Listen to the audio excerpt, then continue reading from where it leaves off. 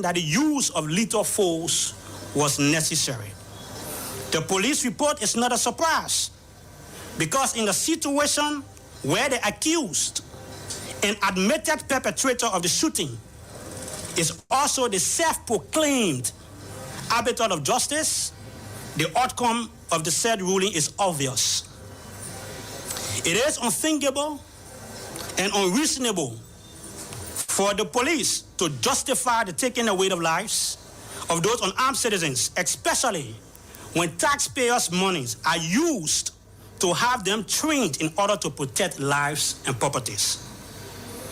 We are convinced that the police used disproportionate force that resulted in the death of the 3 unarmed citizens.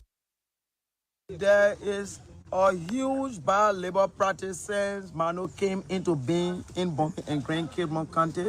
This company came to elevate poverty.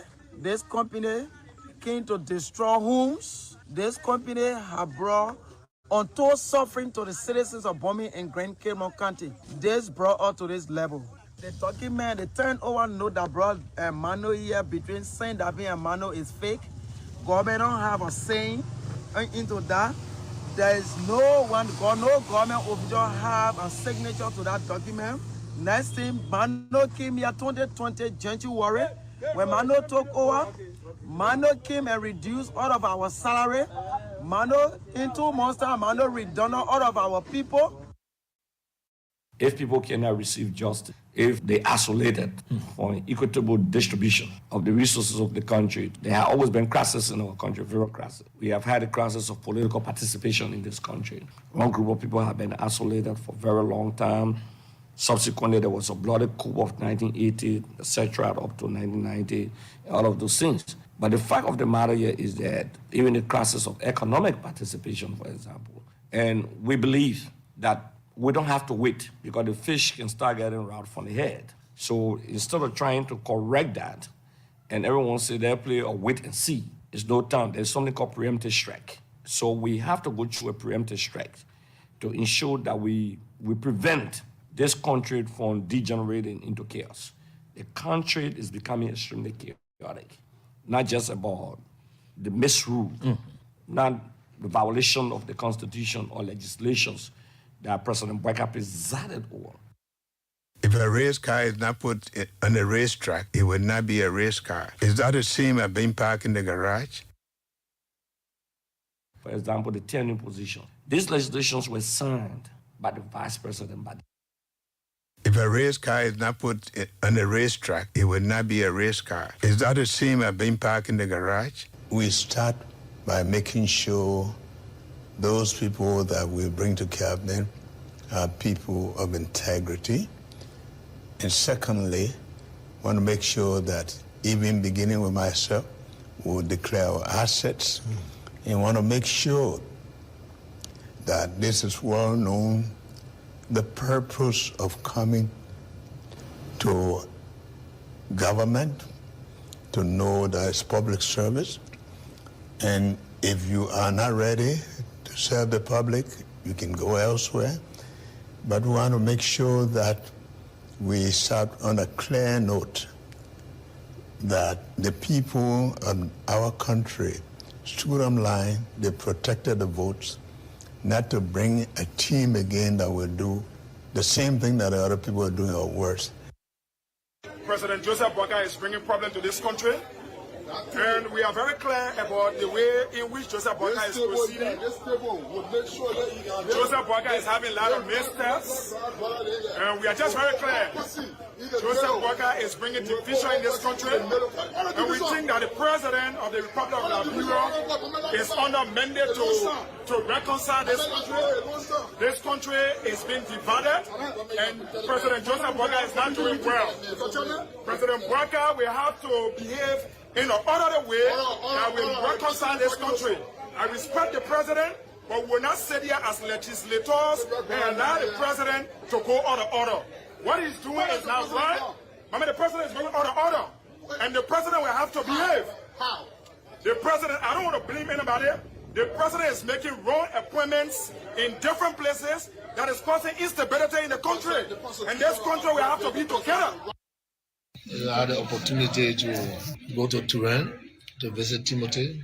Since 6 years I haven't been to where he lived. So that it was a family time. We enjoyed. We played Lulu. We moved around Turin, and then he's okay. He's happy now that his parents came there, and so I'm happy. I'm back home. You received a lot of awards as African legend out there. How was it?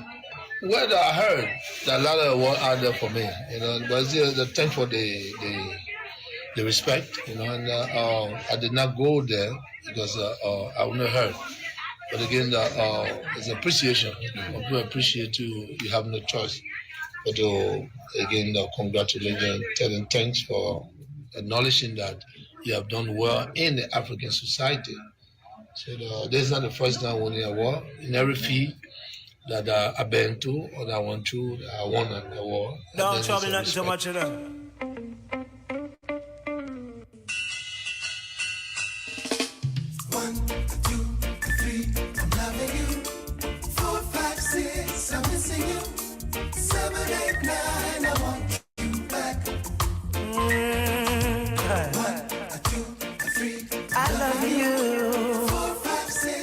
Missing you. 7, 8, 9.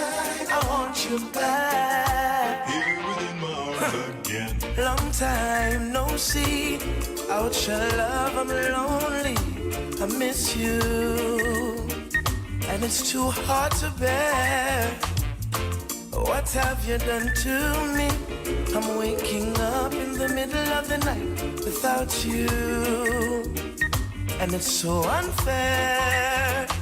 I toss and turn, reach for you, only my pillows. Soon I wake, the morning sun rises, but I'm alone. Hurts me so. 1, 2, 3, I'm loving you. 4, 5, 6, I'm missing you.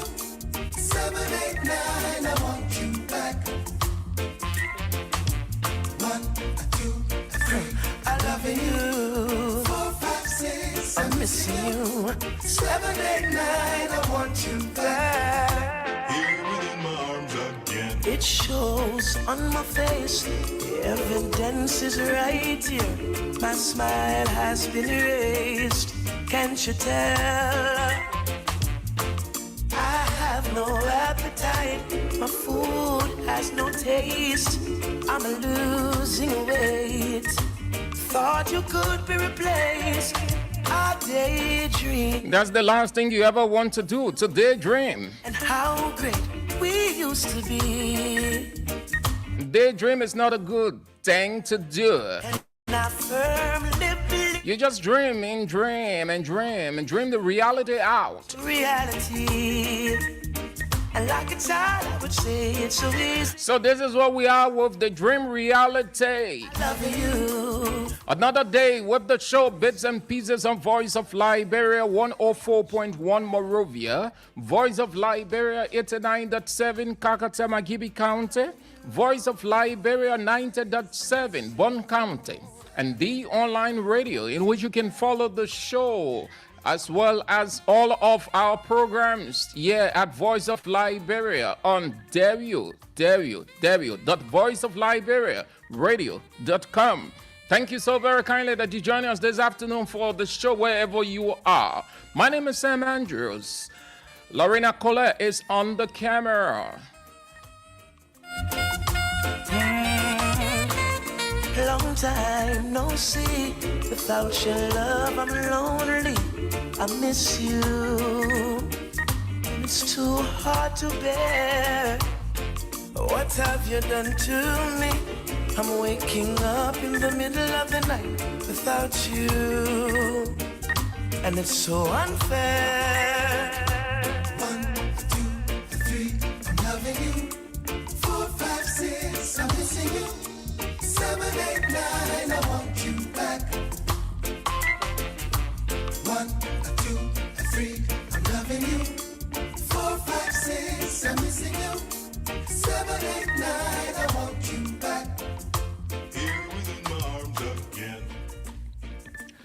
So, as it is the custom of the show, let's acknowledge all of you who have come on. Solowat Corsia, you've come on and you are following from New Georgia Estate. Yes, my weekend was good. Thank you for the concern. Thank God Almighty, and hope that you had a wonderful weekend also. Ansu Coleman, you've come on from the headquarters of the Economic Freedom Fighters of Liberia. Solomon Kuwebi, you've come on from Old Road, Divine Town. Chichipole Woman, you are following from Johnsonville, Sasto. Moyan Sharif, you've come on from District 9, Cinco. Ralph Cooper, you're following from the United States of America, Colorado. Vincent Yondwe, you're following from Zedru, Grand Jita County, the political center there. Thank you so much. Hope that you guys are intellectualizing well. Zubon Utobe, you've come on from, what did you say? No time for that. Charles D. Gray, you're following from Coffee Farm, Caldwell. Jimmy Django Jacko, you've come on from Morrow Township, New Jersey, the United States of America. Stanley Gayu, you've come on from Jamaica Row on the Boatrow Island. Stephen Coco, Gian brother, thank you ever so much for coming on. You are there in the United States from where you are following the show. JNB, this is, yes, JNB. That's how you name yourself or your identity, JNB. Dwight, you've come on from Minnesota. Thank you ever so much for coming on. I'm inspired by your presence. Hope that you are faring well. Who else? Jackson Pony of Iron Factory never misses out on the show. Thank you ever so much for coming on, Jackson Pony of Iron Factory, Block C community. Yes, Dwight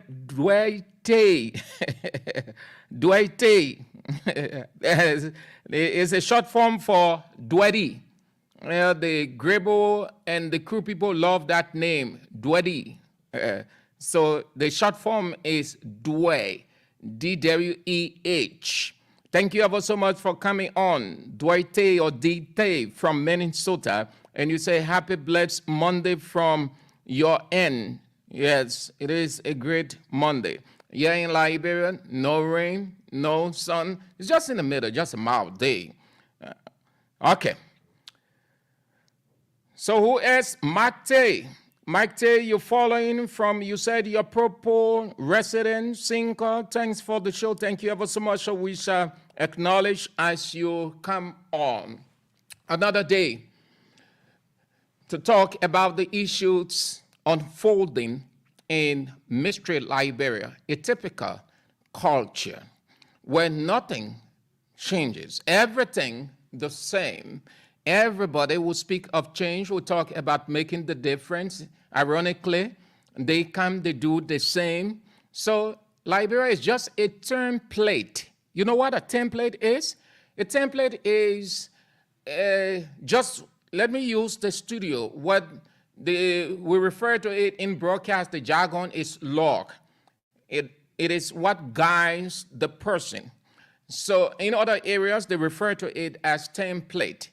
So it is said that just how Liberia looks, this president will criticize that that template isn't right, wasn't well prepared, it needs to be changed, a couple of things need to be changed, and when he or she gets there, the template remains the same. In fact, he or she even goes on to do the worst. That's the society we find ourselves in. So where do we get started? No other place but what transpired today in Bowman County. The workers there at Mano Plantation are uncomfortable with the unconducive working atmosphere, bad labor practice, to put all in one word. They've been enduring it for some time now. They've been listening, they've been accepting the pews and the assurances from the management there, but it has reached to the point in which they think that something has to be done, and nothing but a protest to ensure that change takes place. So they gather themselves in a non-violent manner with their placards, calling on the management to listen to them, to improve their condition, improve the working condition, lift up to the bargain they enter with them. Their spokesman is John Coleb. A huge bad labor practices came into being in Bombay and Grand Cape County. This company came to elevate poverty. This company came to destroy homes. This company has brought untold suffering to the citizens of Bombay and Grand Cape County. This brought us to this level. The document, the turnover note that brought Mano here between saying that being Mano is fake. Government don't have a saying into that. There is no government official have a signature to that document. Next thing, Mano came here 2020 January. When Mano took over, Mano came and reduced all of our salary. Mano, in 2 months time, Mano redundant all of our people. Mano is bringing contractors. Contractors is here, they have worked for 4 years, no employment. Other people are here working. Mano cannot confirm them. There is no PPE for the workers, nothing for the workers. The workers are working under unsafe conditions. Salaries are being delayed, red rations are being delayed.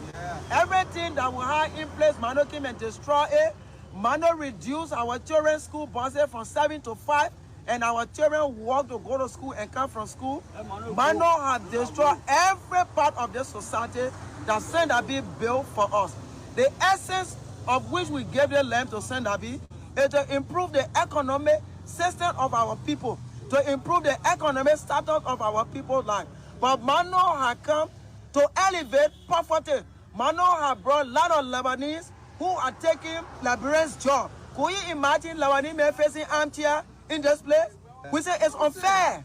Lebanese men having bonshaki and making $1,000+ when those that harvesting the pan are making $40 per month. It's frustrating. We will not take it. If you speak to the CEO, Hassan Fadeh, he will tell you the government is in his pocket. We are saying we are frustrated, we are disappointed. We don't need Mano and Fadeh anymore.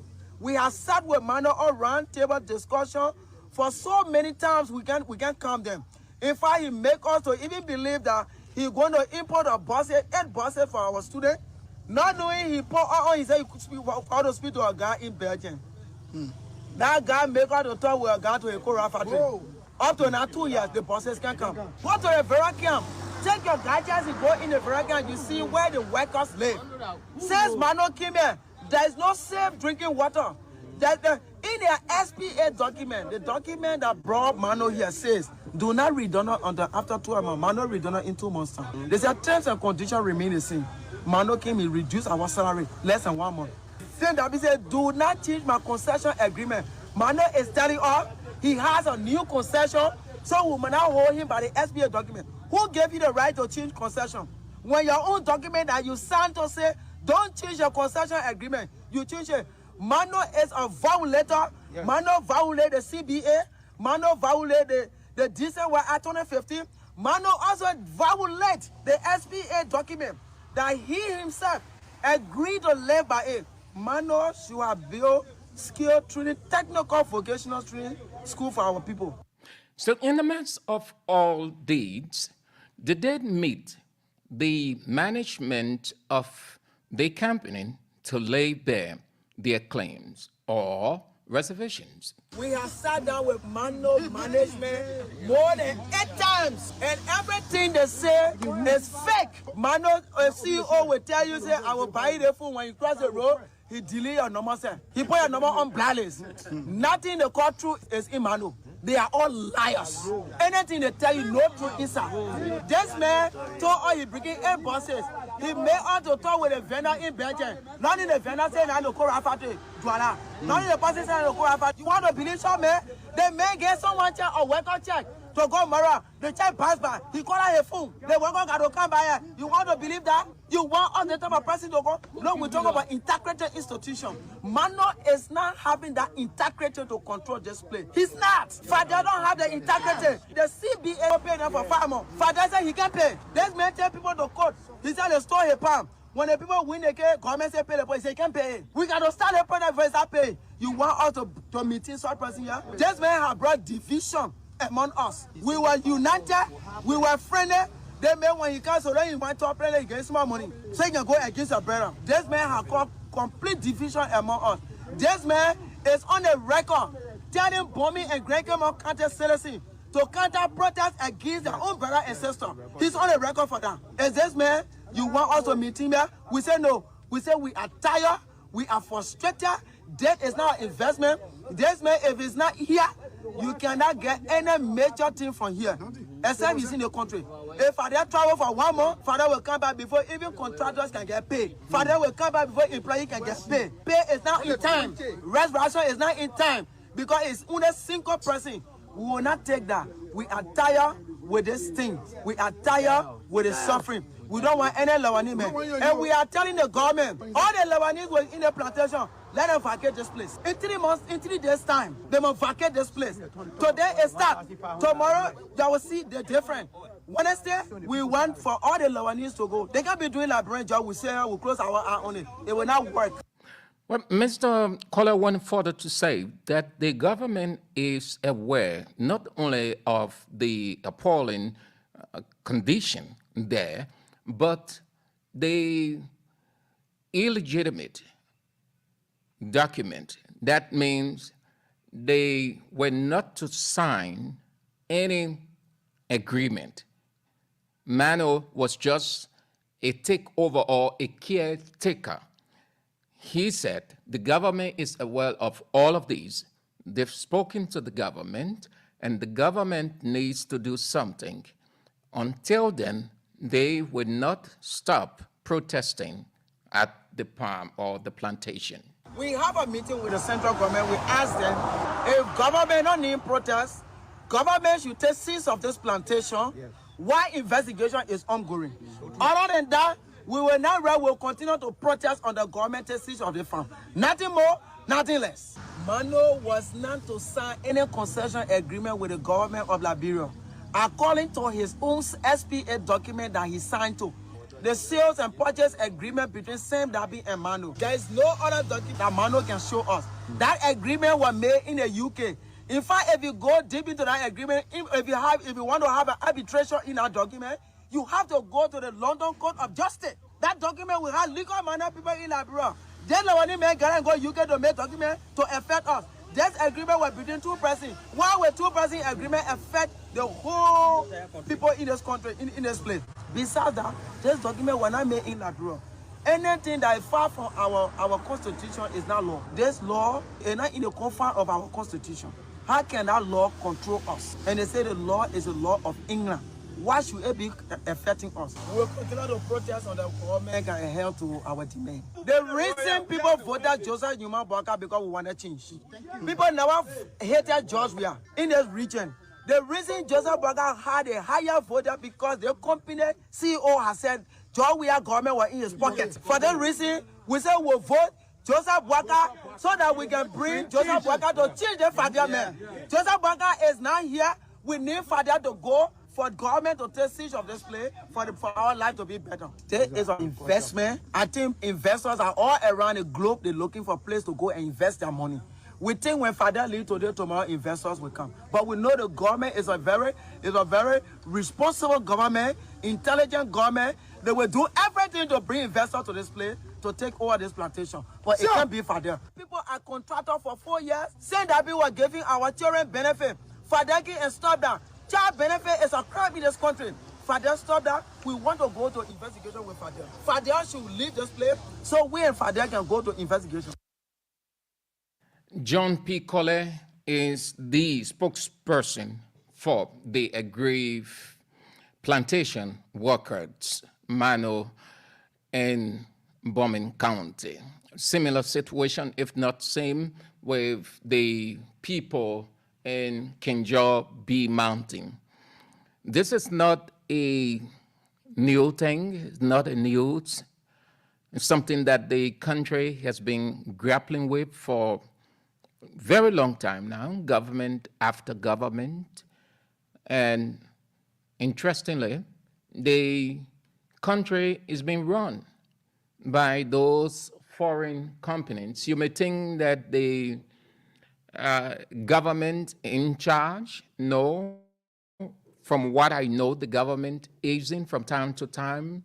The government, from the interim government to Charles Taylor, then came Ellen, George Weah, now Joseph Yuma Boakai, after Boakai.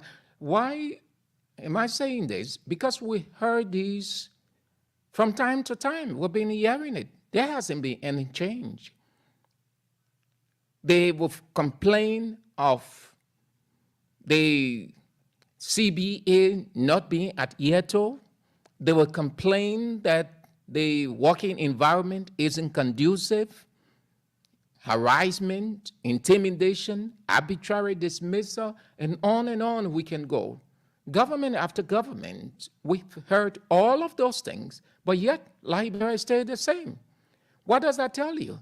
The country is in the hands of those people because Liberia, being a mineral-rich country, cannot make the maximum use of its resources because it has never ever attempted to raise its standard. So those who raise the standard by some means, they are now making the decision in terms of helping Liberia to process and reprocess and produce and reproduce and give back to Liberia. So we are a sovereign country, but not totally sovereign, but a subservient country. We are at the mercy of those people. We have nothing. We can't process anything on our own. We can structure, we can build anything on our own because we don't have the base. The first thing, the base, we don't have it. Yeah, during COVID-19, go back to COVID-19 and listen to all of the addresses of Ghanaian President Nana Akufo-Addo.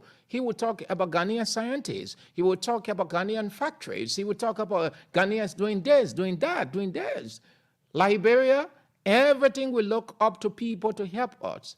So these concession areas and concession-related areas are at the decision-making, and the people are at the mercy. Liberians, they are at the mercy of those people. They run all of those concession areas. Government officials can get what they can get from those people. They do nothing. All of these things, these companies are doing, these foreign companies, they did way in Ghana. Ghana laws are very strict. They don't do it. You don't suffocate your own citizens. The first thing first, your priority should be the livelihood, the well-being of your citizen. That is the reason you ascend to power.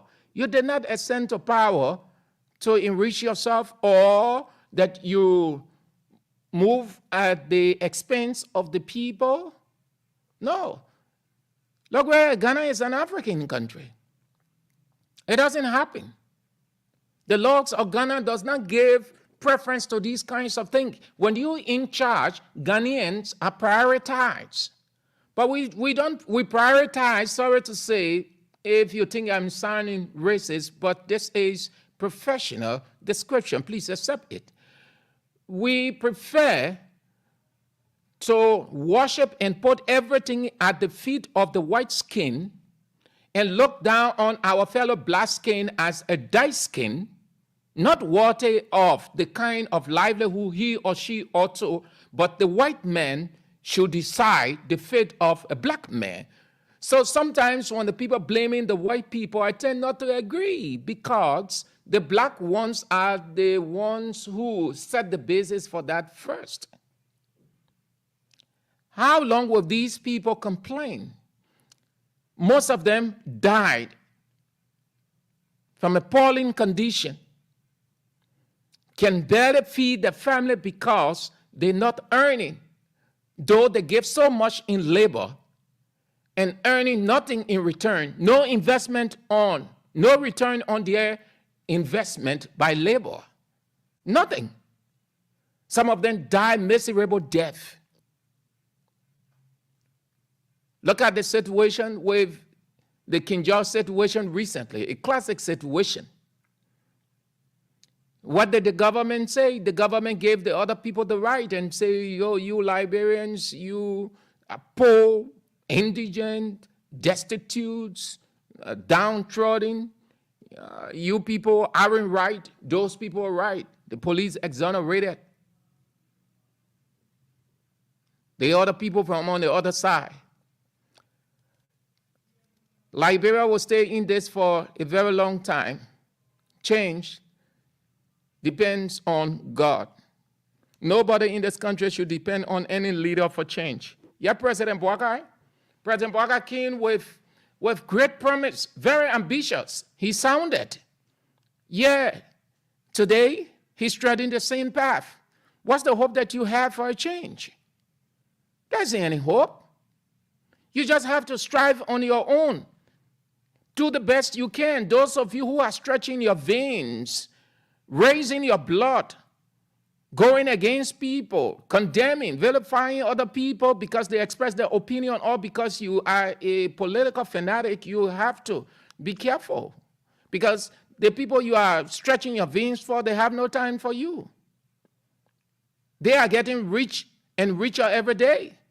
Day by day, they get rich. And you're getting poor and poorer. And when you have $1 or $2, you take a telephone and you call and say that you're making sense, you're advocating, you're more Liberian than the next person.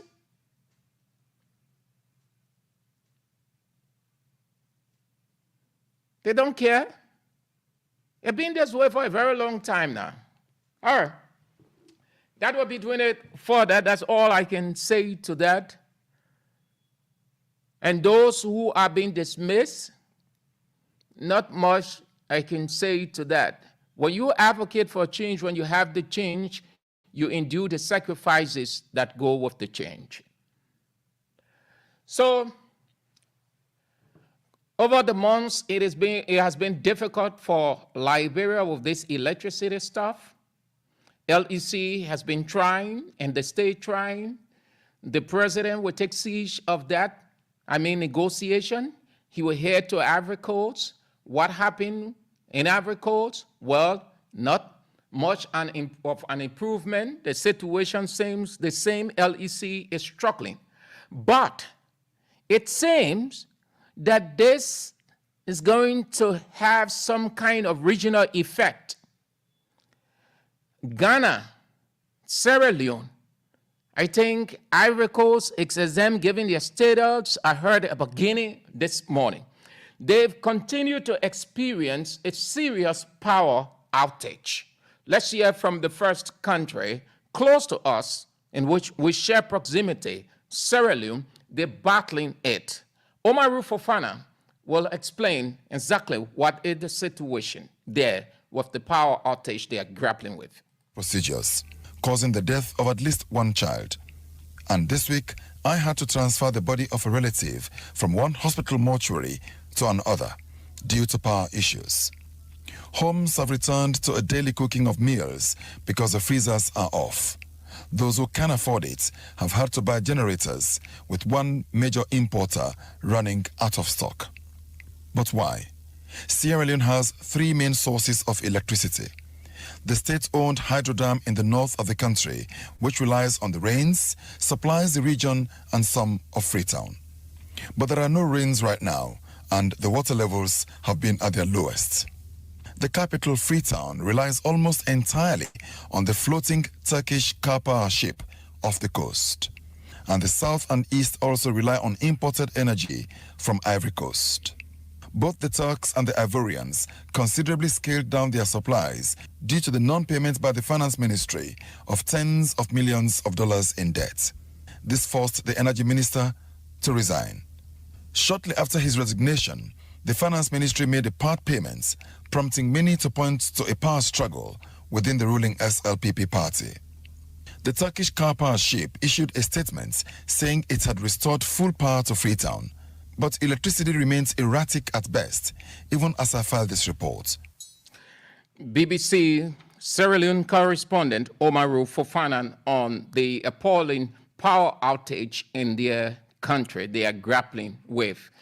We must be grateful to some extent in our country, though we experience power shortages around, but I am told in some part of the country it's regular, some part it's on and off. So they've started to experience it. Now, why? We need to be careful because we share proximity. We are very close. And you know the situation with Ivory Coast. Ivory Coast is the supplier, I can say now, of some regions or cities within the region. So Sierra Leone have started to experience deaths.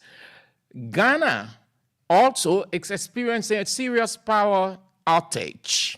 It is affecting most businesses there. One of those businesses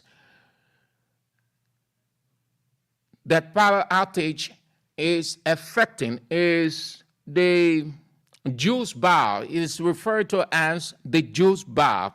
And it is owned by Reginald Alotipapu. He owns that, and he will explain how they are grappling the severity. My business is a juice business. It's called Reggie's Juice Bar. We've been in operation since the latter part of 2017. We produce 100% juices, and we do our best to supply restaurants, shops, supermarkets, anyone and everyone that needs juice. We do our best to supply them. It's been really tough over the past few months. The power outages have led to some of our products going bad. Our stock has depleted, and as a result, some of our forecasts for the rest of the year are quite unpredictable. And how bad is it when you say that you are having electricity outages? So what are we talking about? 2 hours a day, 5 hours a day? Well, the longest period we've had to endure a power outage was about 16 hours. It happened on a weekday as well when we were supposed to be working. Man, 16 hours. I mean, that leaves you with what? 8 hours with electricity. How do you cope in such situations, Reggie?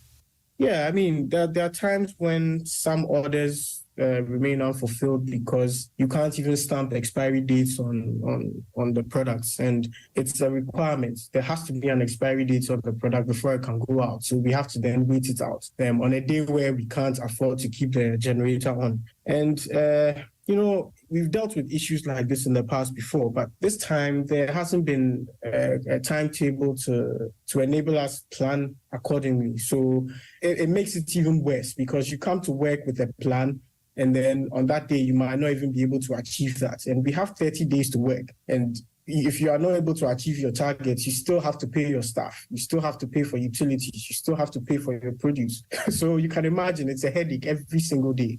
Wow, that is frustrating, I can imagine. What I would like to know, Reggie, is are you hopeful about the future, considering everything that is currently happening in Ghana? Yes. I think it's very easy to give up and to lose hope. But the average Ghanaian is a very versatile individual. The average Ghanaian is a very tough, very strong, very, very willing person. I mean, it's been really difficult even since we achieved independence, and we've been through so much. I don't think this is something we can't go through. I personally believe that things will get better. Every single day I pray. Every single day in team meetings with our staff, I encourage them to just keep going. That's the owner of Juice Bar in Ghana, Reginald Alotipapu, explaining to the BBC the difficulties they are encountering with getting their products out because, like we say in Liberia, no current. Current comes today in a space of 1-2 hours and gone. So these African countries have started to feel it. So What I'm simply saying, the message I'm sending across, we have to be on the alert. If these countries that are far ahead of us in almost everything they've started to experience, well, we must brace ourselves if it hits us. Well, we do not wish for that. We've already grappling with the ones that we have, but just in case it gets so severe, well, that's it. So these are the first two talking points. The National Elections Commission will certificated Yantuan, who won the senatorial seat, Nimba County, and Jeremiah Sokan, who won the representative seat in the by-election in Grand Jita County. You want to have your say on these three before we move to the next pointers? 0770 907 907 0770 907 907 to have your say on these 3 pointers. We've talked about the situation at Mano Plantation. The workers there were staged a non-violent protest demanding the current management out, that the agreement was a makeshift one. Until the government can take siege of the situation there, they will continue to protest. Hello? Hello? Yes, good afternoon. Yes, yes, the ambassador for Let's hear you, Sekaji Jipo. Yeah, on the main point, all the people are protesting in the manner. Yeah, in Bombing County, Mano Plantation. Yeah, the Mano Plantation. Yeah. Actually, the Lebanese people are how they can behave. They are behaving. Instead of what one Lebanese guy, they still really just behave to us. So, the best thing the people are doing. They're the best thing they are doing. When the people protest, they come along into that matter. Because this country, there is thing where the Lebanese, we do everything they say, they come in your pocket, they come in your pocket. Yeah, the people are very, very rude. After we got. So you walk with them before. Don't get bothered by the race. You walk with a foreign national before. Yeah. Which one? Lebanese, Indian? I work with Lebanese behavior in the two. So this time we remember making a big stabbing in the area. One time for that reason, I just left the area. So you're in support of the protest by those guys because you were ill-treated by the same race? Yeah, 100% support whatever they are doing there. They come out into the matter. Thank you, sir. Thank you for calling. Have a nice day. 0770 907 907 0770 907 907. It is not well. The lawmakers, the senator representative responsible for that side will make the intervention they need to make. Hello? Yeah? Hello? You are on the air.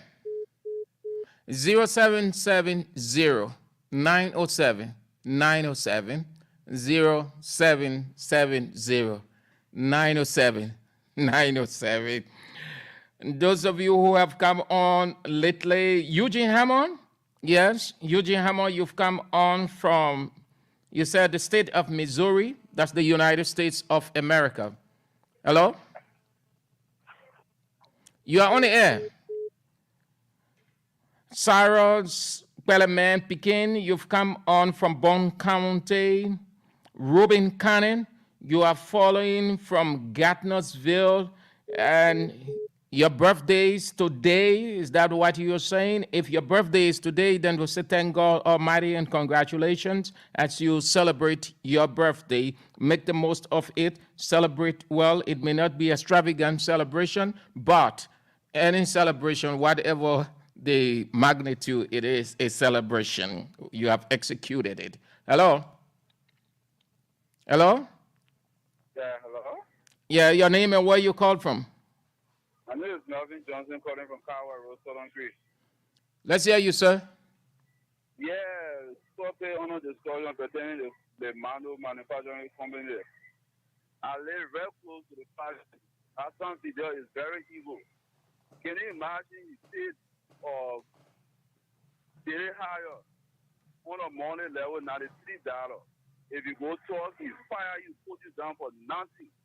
You're making $143.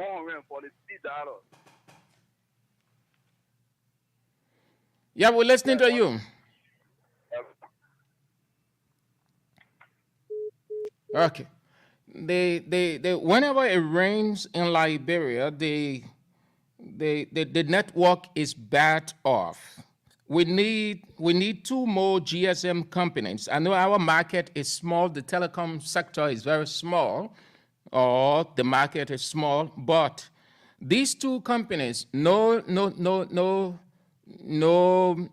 denigration of them, not vilifying, not condemning their service. No, don't understand it that way. But we are consumers.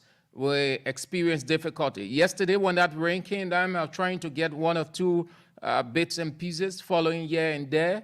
Nothing. The internet could not, and I had sufficient money. Not that I didn't have money. That little rain that came down last night, right after the final match, no, you could get nothing from Celcom. Nothing. It was bad off. And what I'm saying is the same thought that came to my mind, that we need additional two, because these two, you can get nothing good from Lone Star. You can get nothing good from Celcom. Everybody will lambast DSTV. They say DSTV, that dry season TV, rainy season, you can't get nothing from DSTV. But it's the same with Lone Star and Celcom. Lone Star and Celcom, they are dry season GSM companies. Rain season, you can get nothing from them. They are bad off. Bad off. That's why I just thought that we need two. So if you're not coming through as the way, it is not our system here. Our system is very effective, very effective. It's the network. It's a network. And just to tell you that it happens everywhere, but ours is bad up. 0770 907 907 0770 907 907. Hello? Hello, how are you? Yeah, I'm doing fine, sir. Your name and where you call in from? Okay, I'm Martin Moore, and I call from my resident in Brazil. What have you to say, Mr. Moore? Yeah, I think it's necessary that some of these protest measures be taken so that our people, our leaders, will come to know that we have entitlement to Liberia resources. Giving everything out to the aliens, the foreigners, is not good for us. If you look at the way the Lebanese behave, sometimes you even go to them. It tells you that their government is in my pocket. Go anywhere you feel like going. Do anything you feel like doing. Your government in my pocket. And, it doesn't offer well for us. The resources is not for one set of people. It is for every Liberian. If you look at the skills or the amount of resources that Liberia has, we should not even be looking for food around here to eat. We should not be looking for shelter.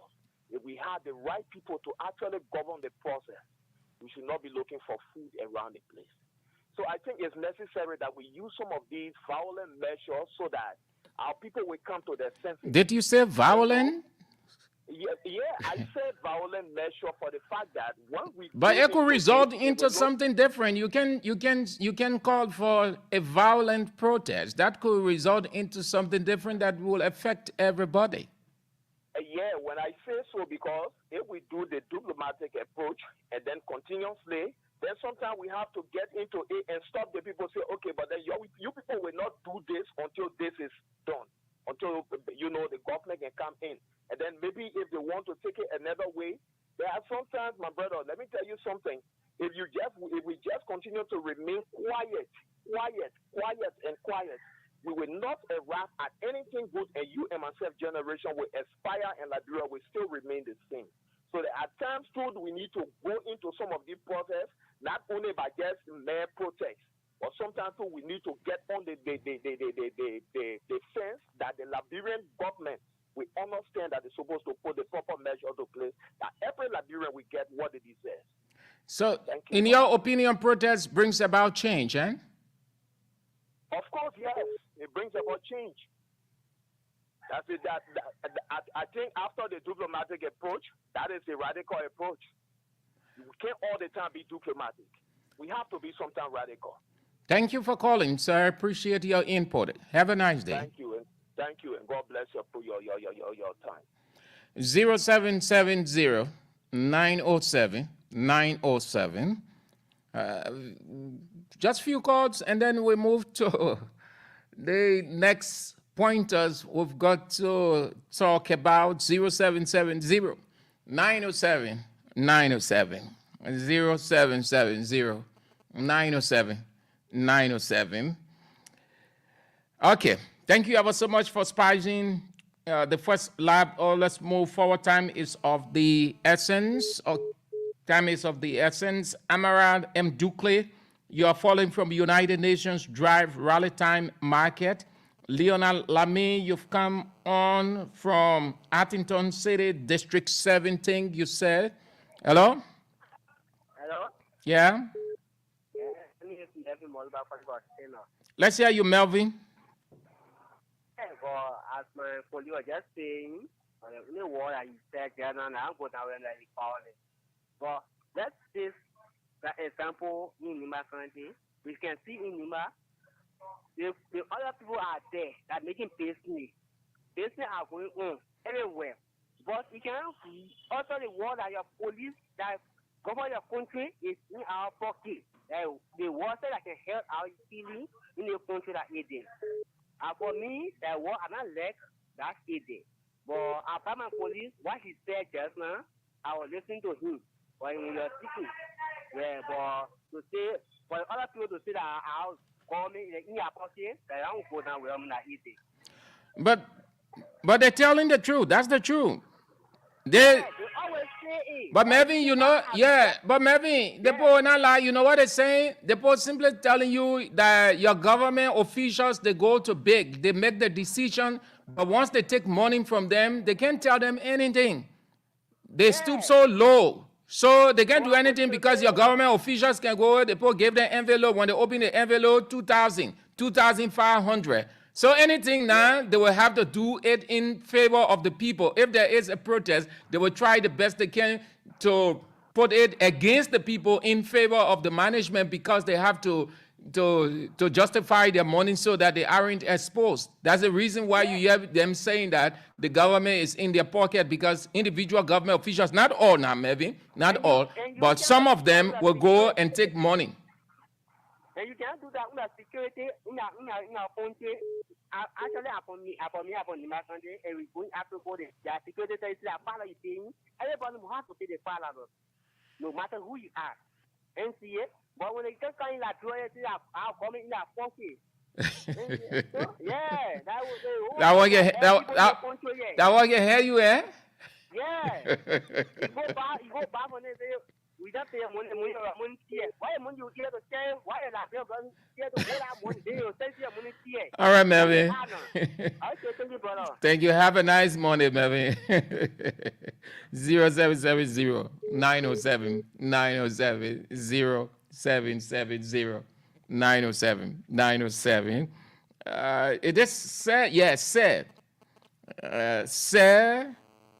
He said, yes, we need violent mentor. Oh, hello? Thank you. Good afternoon to you. Good afternoon, sir. Yeah, my name is Joe Hussein. I call you from around Jacobstown. Let me say thank you for the talking point. I listened to you and Ed say this afternoon as it relates to some protesters there in St. Kitman. You know, government after government, we experience those challenges in our mining sectors. Now, in most cases, we will now want to 100% blame the executive. 80% of the blame should be shifted on the national legislature. because they are the direct representative of the people. Now, I listen to people when they want to be political and put their own personal political government. This government is not responsible for, the company not, holding up to the NDA that was signed. I think it is only a good thing, a fair one, to government and to bring to that concern about the NDA that was signed as to whether the government is in the know and to rectify some of the mistakes. But this government is a responsible government that has come to change, and they can stay, right? It will not be business as usual. That's what the president said. So we want you to give the government a chance to work, to improve the life of the people. We know construction companies here in the last 6 years, we saw them, they were very, adamant in responding to the NDA. So this government has said we will hold their feet to the fire. Like you listen to the president of recent, he said, Chief, you want to appeal to the people, try to make sense to them, then to do comparison politically or administratively, which will not go down well, will put you in something different. It's not about past administration and present administration. It's about those people. We're reporting those people protest. Simple as that. It's not about giving government chance. Other people were bad off in 6 years with the concession company or concession company were not giving space. No, it's not the issue. Yeah, so here's the issue, right? I'm not 100% blaming past government. Government is continuity. If there were mistakes in the past, this government has to inherit and correct. So I'm not telling you that the past government either did wrong or right. Okay, thank you, sir. Hello? Hello? You are on the air, Chief. Good afternoon, Sam. Good afternoon. This is Ron Harris. Let's hear you, Mr. Harris. Thank you for the time. Sam, as you know, brother, government are considering it. The number who are there, who are not there. When you take the mandate authority, you must be able to solve this problem. You see? Saying the people that can kind of let me tell you something. We are taking be the cause of it. Sam. Tomorrow, where would they put in contact with them? Our own people are there. When anything going on, you don't want to talk, they can set you off. They don't know you're talking about interest. Other people be against, other people are talking. Our own parents, if we unite and hold together, on the go, everybody will the company and come on one voice and one understanding. Government will moving, government will solve a problem. But now, when other people are talking, you go to other people, you get different strategy for other people. Other people tell the company doing well. Well, the company can't get them money. It happened to all these people saying, this is our job. The country, I know where the country is very well. I put the year, very cowardly. When they job mechanic, when they job, when they start to stay for the cause, they can't stay for the cause, though. When they talk, so thank you for a good day. Thank you, too. Have a nice Monday. And thank you all for spicing up the first lap of the show. Pastor Melvin Powell, you are following from the United States of America. Thank you for coming on. Hope that you are faring well. Let's move to the next 2 pointers we've got to talk about. Well, this may not go down well with a good number of the president's fans, the government fans, but it is the reality. We are open to the criticism, the condemnation, the vilification, that what comes with public service.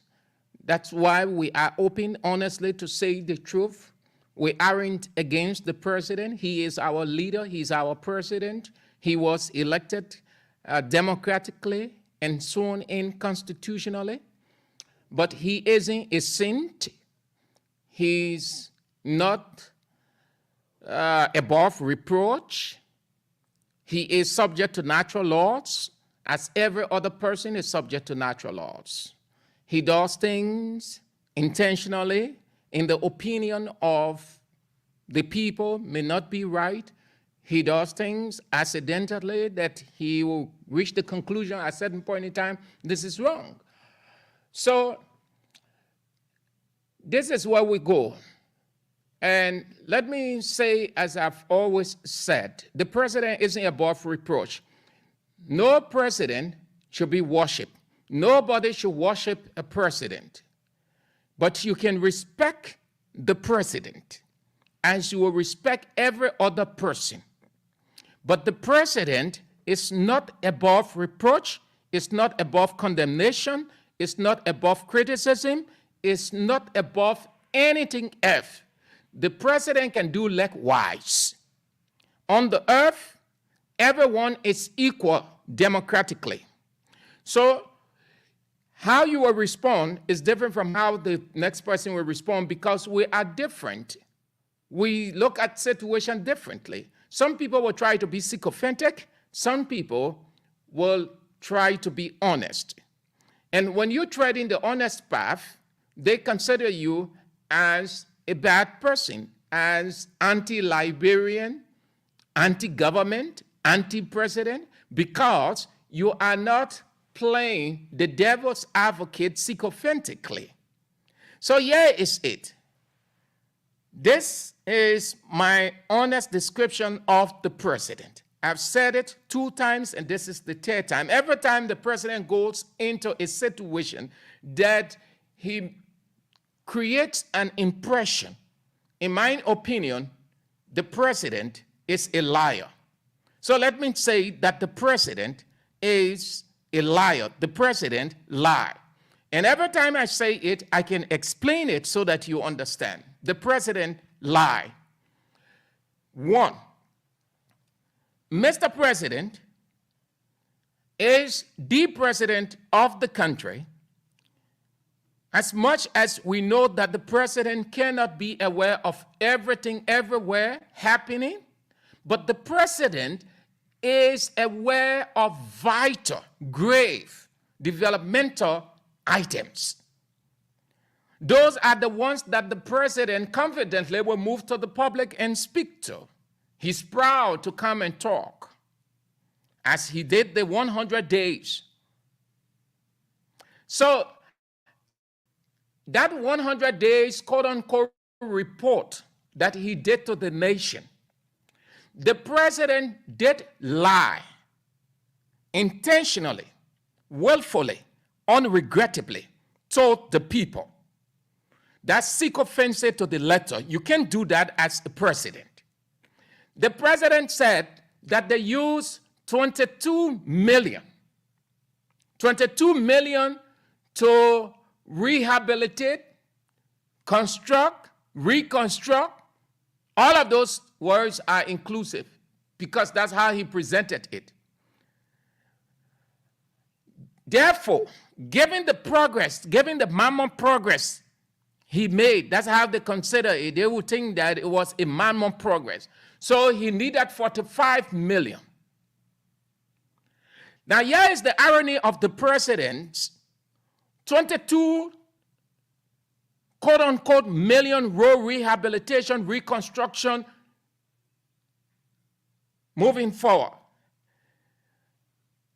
You got the city. The city is in an appalling condition. The roads are bad almost everywhere. The president would tell the nation that he used 22 million. Now, you know what's going to happen over the days? If that remains that way, you're going to hear accident. We're not praying for that. But if it continues, you might hear of death or deaths. Already we are in the rainy season. And when it rains, the water covers that hole.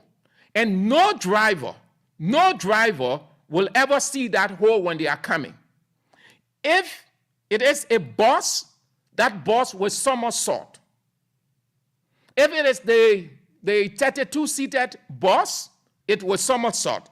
If it is ECOWAS bus, it will somersault.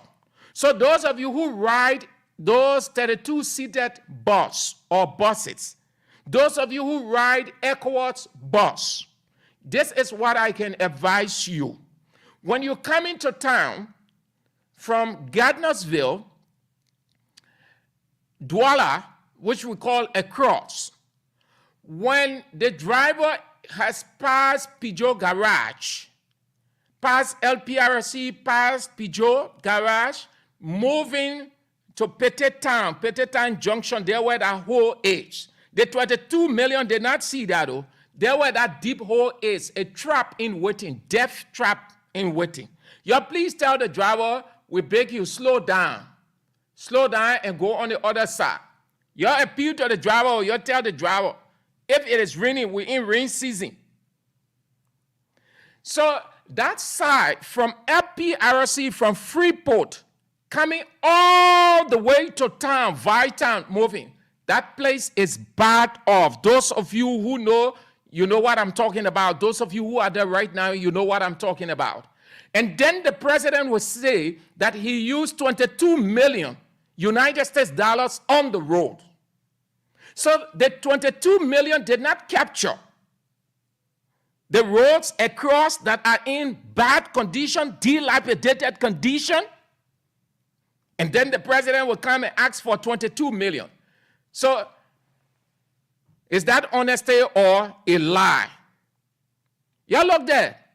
Now, maybe this will help public works. They will run there quick and say, oh, yes, we heard, oh, Mr. Minister, and there's this thing on the radio and talking about this place across, and they will give it some kind of way like they know about it, and then they run there quick and patch it.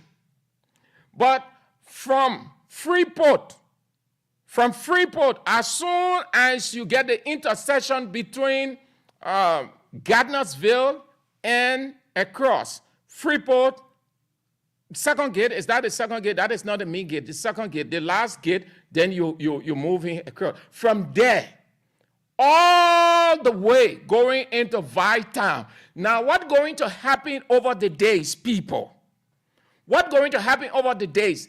If it rains for 2-3 days, no car will come to town. If it rains for 2-3 days, no car will come to town, no car will go across. Take it for joke. USA St. Andrew said it. If it rains, already the ones that fell, the rain that fell for just 30, 35 minutes, 40 minutes, go there, see, the flood.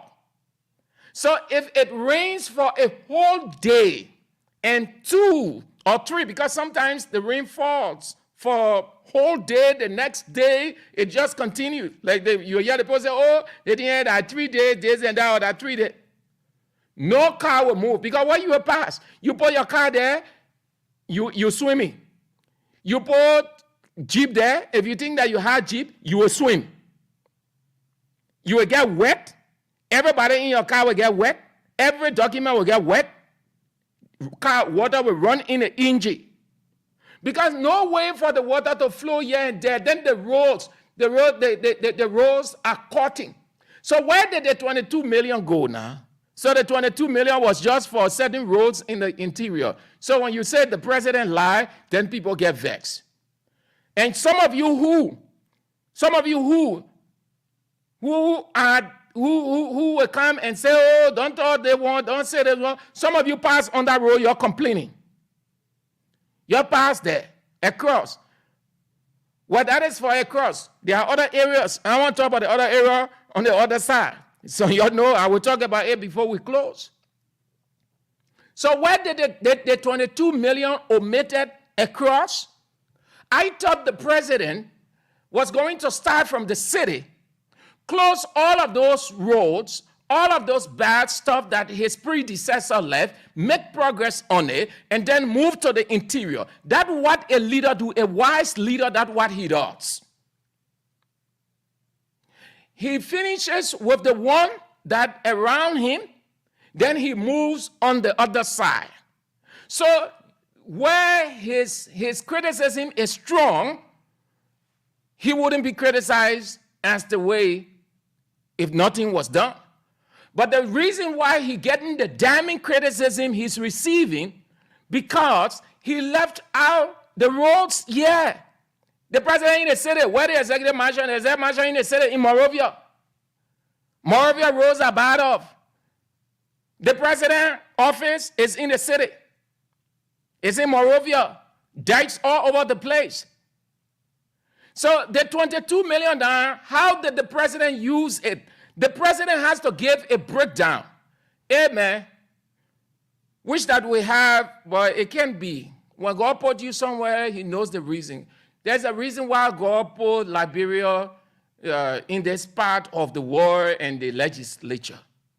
But a serious legislature, and they are serious. I have no reason to doubt the legislators.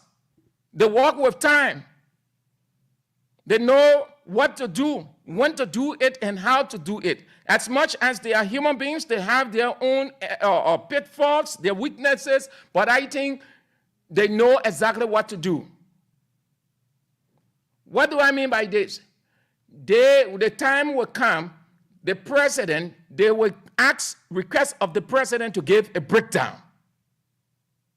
Because all of these monies are the country's monies. They are taxpayers' money. It's not the president's personal money. A request for 41 million plus, that was approved. And then came the budget approval. And then the president will say he spent 22 million on road. He wants additional 45 million. So he needs to give account. It is only in this country, Liberia, that the president goes spending any way, whichever way, and there is no account, but the same president, ironically, will request of other people to give account. Bwaga ought to set precedents. We can't talk about past presidents because they did not set precedents, neither did they talk about coming to set precedents. Our president said he was coming to set precedents. It will not be business as usual. Everything will be on transparency and accountability. So we hold him to that. So he has to give account as much as he wants people to give account of their stewardship or the money entrusted to their care for development. He too must give account to the people. He has to lead by example. These monies he's using, 22 million in other countries, before they can even approve the next, the president will have to give a detailed breakdown of the expenditure. But not in the mankind, the man issue flyers all over the place. The people are excited. Nobody can question the president. No reason why Liberia presidency is imperial. Everybody worships the president. Look at the roads across. If it rains this evening or tonight, and it rains heavily, forget it. You will hear something different. That hole, let me show you where the hole is. If you live in town, as soon as you pass Claratown store, you go further a little bit, where they have, I think it's Echo Bank, yeah, because if you go in, Echo Bank is on your right. If you come into town, Echo Bank is on your left. That area where Echo Bank is, that junction is called Petit Town Junction. There where the hole is. It's called Petit Town Junction. On the other side where you have all those used cars, that hole, that death trap is there. The 22 million did not see that death trap.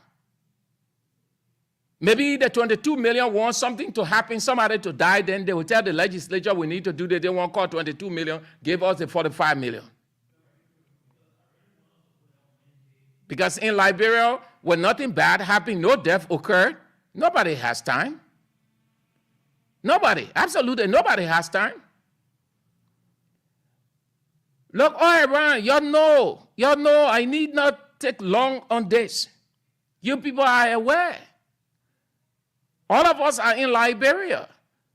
We see it. If George Weah left it undone, it doesn't say President Joseph Yuma Bwaka should play blind eye and deaf ear to it. He needs to score, I thought he would have scored a political capital from it, which any wise president would do. Immediately, they move to the city centers, all of those areas that are in a bad condition. They get all of them fixed, and then they start moving. But because they wanted to eat enough money, and the legislature will not be so critical, and I hope that they will be critical moving forward. So they say they spent 22 million and just chunked in on Facebook and say the president used 22 million and wants 25 million, 45 million again. Why you be that heartless to the people? Look at the 22 million row. Roads that are already in little condition, you just grade it, you put water on it because the sun was shining there. You put water on it. And he said 22 million.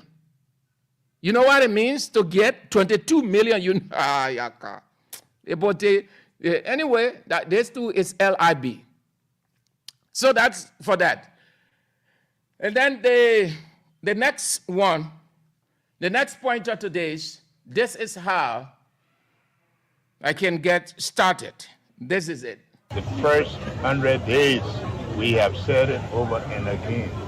We know the cost of living in this country and even health problems that are associated with the messy road conditions.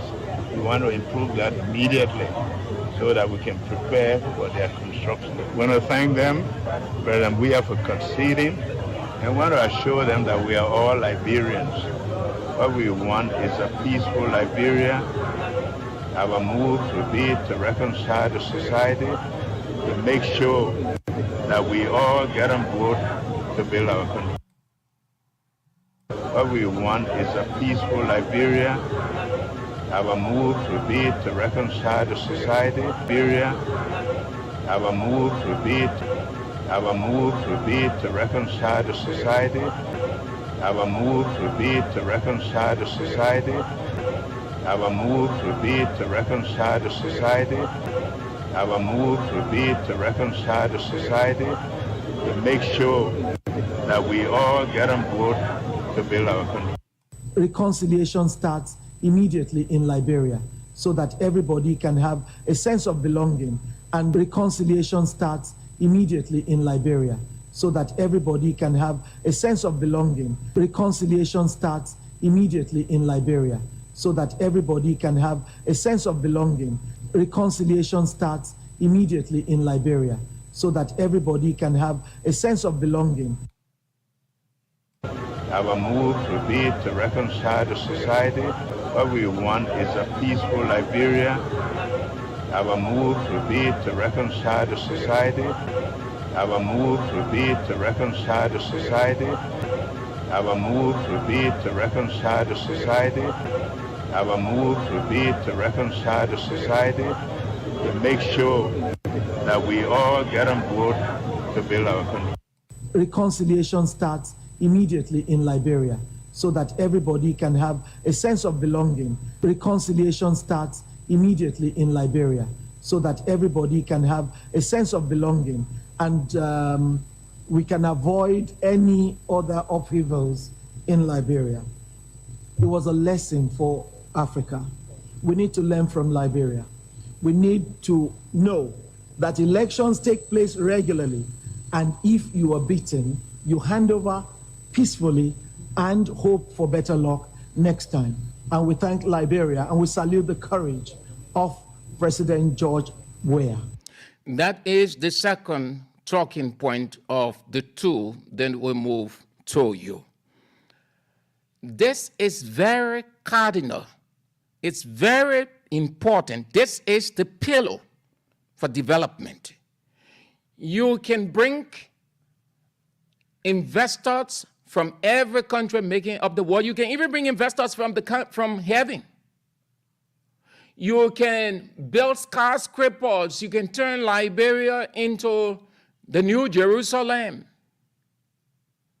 But it would never, ever suffice with the people. It would never, ever be in peace as long as the people themselves can rid themselves of every hate, bitterness. As long as there is exclusion instead of exclusivity, it's for nothing. Thank God the president made this statement just when he was announced the winner of the election. After talking about or embracing the concession of former President George Weah, he went to talk about reconciliation, making it his priority.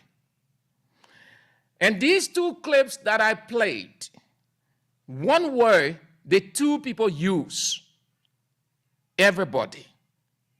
ECOWAS said everybody. President Joseph Ima Boakai said, everybody. Let's go back. Have a listen carefully. Our move will be to reconcile the society, to make sure that we all get what we want is a peaceful Liberia. Our move will be to reconcile the society, show them that we are all Liberians. We want to assure them that we are all, Liberians. What we want is a peaceful Liberia. Our move will be to reconcile the society, to make sure that we all get on board to build our country. Reconciliation starts immediately in Liberia so that everybody can have a sense of belonging. Reconciliation starts immediately in Liberia so that everybody can have a sense of belonging, and we can avoid any other upheavals in Liberia. So if there isn't anything like reconciliation, now we may not have a military upheaval, we may not have a gun upheaval, we may not have a mutiny, no. But you have those, and they exist right now psychologically. We have anti-reconciliation upheaval in this country. The country is divided. The country is split. Who takes the lead to unite the country? Who brings the people together? How he start to do it? The president. But did you see anything of Mr. President? Listen carefully and read the entire address of the president's 100 days deliverable. The president never mentioned anything like that. His speech writers felt that it was not necessary, and they were right because he hasn't done anything on the reconciliatory front.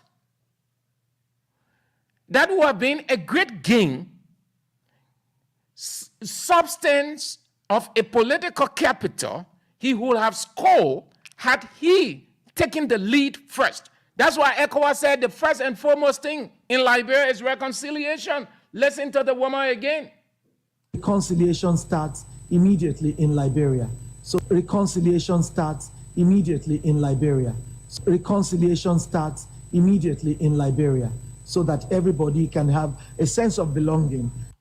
But there isn't any right now. There's no sense of belonging right now in a political term, as she meant. No, everybody just concerned about themselves. Nobody feels comfortable with anybody. The president can reach out on the other side. Look at the situation that happened with the former president at the hotel.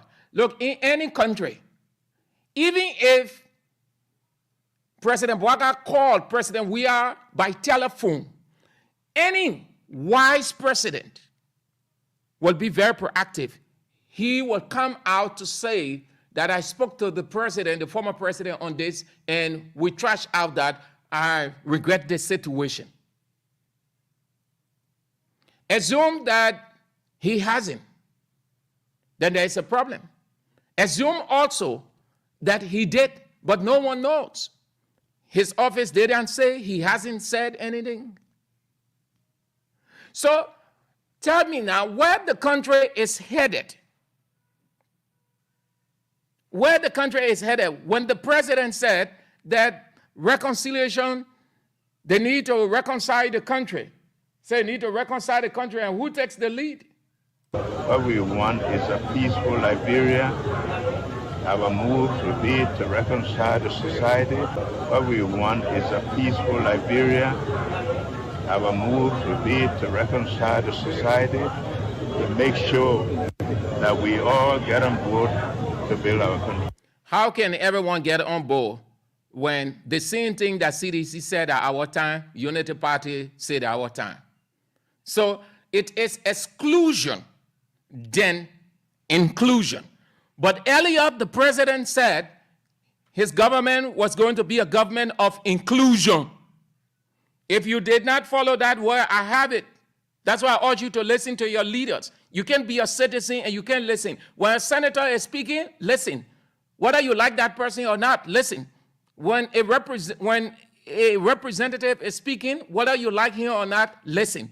when a person from the executive, the judiciary, whatever their status, when they're speaking, listen. If it means for you to recall, recall.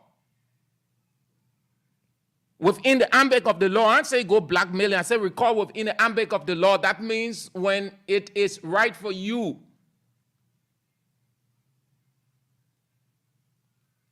You see the irony of the president? Today, from January 22nd till now, the president can't even talk about reconciliation. Nothing. It's not important. But I know what he's trying to, to move on. And it can't help that way. It can't help. His office can say, oh, he's going today, he's talking with these investors, he's doing that. You can bring all of those people, you can take Liberia and turn Liberia into heaven. Once reconciliation is not pursued, the country is still divided. Who will you have? Yeah, it's all unity party. CDC came. They said our time. Unity party in opposition, then they said it was wrong. Here they are today. The president in his 100 days deliverable will never ever attempt to lay emphasis, even to say in passing.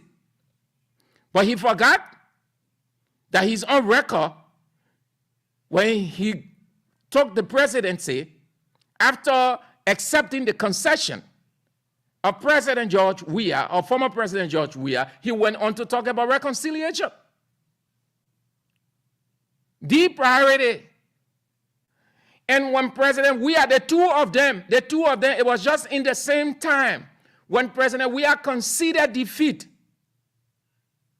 ECOWAS will release their statement. It was just in the same time ECOWAS, by every convention, released the statement. Immediately in Liberia, so that reconciliation starts immediately in Liberia, so that everybody can have a sense of belonging, and we can avoid any other upheavals in Liberia. Now, yeah, the president, the same time, they made a statement in the same time. It was not before President Weah conceded. This ECOWAS statement, it was after President Weah conceded. President Joseph Iman Boakar's statement was not before President Weah conceded. It was after President Weah conceded. When it became known to the whole world that the next president of Liberia, Joseph Yeman Boakar, that's when he made this statement. Why did he make this statement? Because he knew, he saw throughout the campaign and even before the campaign that Liberia is divided and that the responsibility was now on his lap. So he will acknowledge that publicly to say that the first thing is we have to jumpstart with development, with reconciliation. What we want is a peaceful Liberia. Our move will be to reconcile the society. What we want is a peaceful Liberia. Our move will be to reconcile the society. Our move will be to reconcile the society. Our move will be to reconcile the society. Our move will be to reconcile the society. Our move will be to reconcile the society, to make sure that we all get on board to build our country. Well, where is it today? Once you are now a U-paste, you are not included, you are excluded. So it is exclusionary politics in Liberia right now. It is exclusionary politics.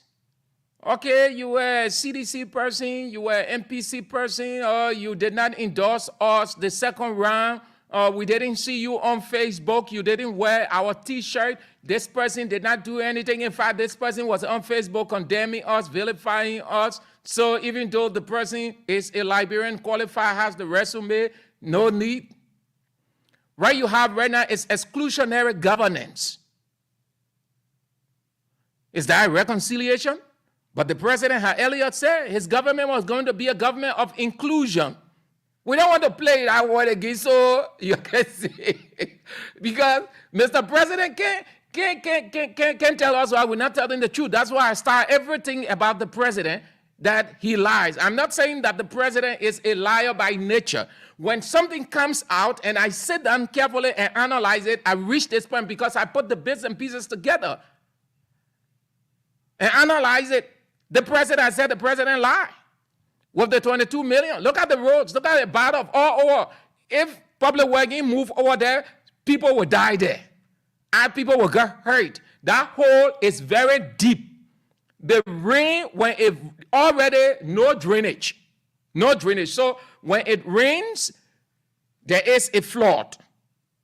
And when driver is coming, no driver is raining. What a broad day. Early morning hour, early evening hour, night hour. No driver can see that hole. It will go inside. And if you are in a bus, that bus will somersault. If you are in a taxi, well, it will help small because the taxi is already on the ground, but it will damage people in the car. And because the driver going in the hole is deep. All the way from that side coming. The way from Freeport Gate, coming all the way to Vietown is bad off. Then reconciliation, nothing. When will the president move with this reconciliation now? When? Look at the president's appointment. 99.9% of the people, there were people who supported the president. So the president, government is not government of inclusion, it's a government of exclusion. So we can conclude that it is exclusionary government. So the president is not a reconciler. The same thing the other people said at our time. That's the same thing. Former President Sally King with President Bouaga as vice president then, the downsides. The same thing happening. People are being dismissed all over the place. I can see why the president doesn't have the conscience to call for anything reconciliation because he's hurting people. He's suffocating people. He's creating an uneasy environment for people. He's creating insecurity for people. I can see why he doesn't want to talk about reconciliation. The country can be this way. It can be because the other person didn't do it or the person did so. You can or you would. It's wrong. When will we?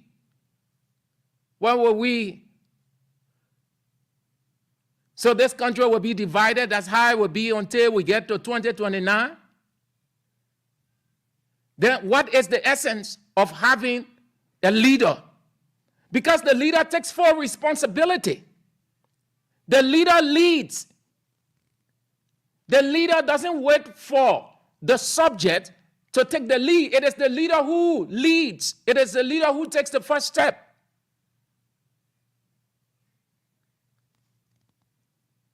So when will we have a good reconciliation program? When will we? Well, when? Too bad of, man. Too shameful, too pathetic. What kind of country is this? Regional leaders will make sense, yet our president say it doesn't make sense. International leaders will come here to talk about reconciliation.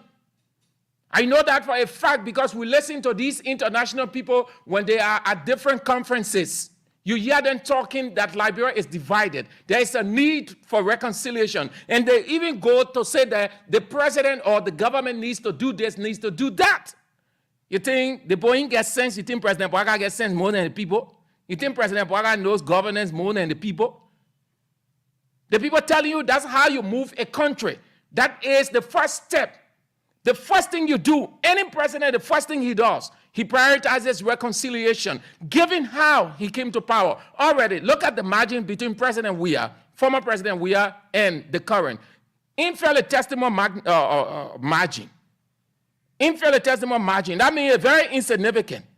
It tells you that the president did not have the popular will of the people. Hence, what he can do now to get the popular will of the people is to move with reconciliation. Score political capital from it. But it's not important. The office say he started speaking to investors. You can bring 1 billion investors to Liberia. You can build 90 million skyscraper all over the place. It's not the investors, not the structure that make the difference or get a country stable. It is what the president does as the leader, treading a reconciliatory path. When the people are together, then your development agenda has substance. It has worth. The other people didn't. You can. The next person after you will not. What a pity. Let's turn to you and have your say on these two talking points, and then we talk the last, and then we zoom out on the show Bits and Pieces on Voice of Liberia 104.1 Monrovia, Voice of Liberia 89.7 Kakata Magibi County, Voice of Liberia 90.7 Bond County, the online radio, www.voiceofliberiaradio.com. My name is Sam Andrews. On this 6th day of May 2024, Edwin Dra is not in today. He will be in tomorrow. 0770-907-907. Hello? Yeah, good afternoon, Mr. Andrew. How you doing? Yeah, I'm doing fine. Thank you. And you? Yeah, I'm okay. My name is Chief Ade, and I'm the chairman of the Veteran Assembly in District 16, Nikutown. Mr. Andrew, thank you for your deliberation this afternoon. As you put it right, we just listened to the clip you play of President Bwakai talking about, reconciliation and unity, reuniting the Liberian people. But on the contrary, it's 100% different from what he has said. You talk about reconciliation, President Bwakai, when you are taking people out of their job. You even ran beyond people, taking them from tenure positions. You said that you're going to uphold the rule of law. Where when the military court opened, you said Liberia should, live up to the rule of law. You yourself, you promised as a president. But on the contrary, you completely break the default. You defy the Supreme Court when they said that let the people hold their position until they are turned over. You never did. Okay, sir. Thank you. Hello? Hello? 0770-907-907. 0770-907-907. Hello? Hello? Good afternoon. Yeah, good afternoon, Mr. Andrew. Yeah, thank you for your topic on discussion. Hello? We are listening to you. Yeah, thank you. To be frank, my brother, for me, I'm not surprised. President Bwakai is not a reconciler. Let's look at the public track record. Papi have never one day that I know about him to reconcile anybody. This Papi is just a divider. The Papi even make a statement in for the last time about the Muslims and the Christians. The Papi is a divider. So what the Papa doing, it's actually what he meant to do. It's not about old age. The man is not a divider. The Papa is wicked. That's what they plan to do. You can talk about that thing he was doing for me. It is not surprising to me. Although back when I wanted the poor vote, that's why the time after the election, because you were excited, that's why he made all that statement. But in totality, although President Bwakai is not a reconciler. President Bwakai is a divider. Thank you, sir. Hello? Hello? You are on the air, Chief. Yeah, this is Mr. Toby saying from New Mantari. Yeah, talking about the reconciliation path of the president.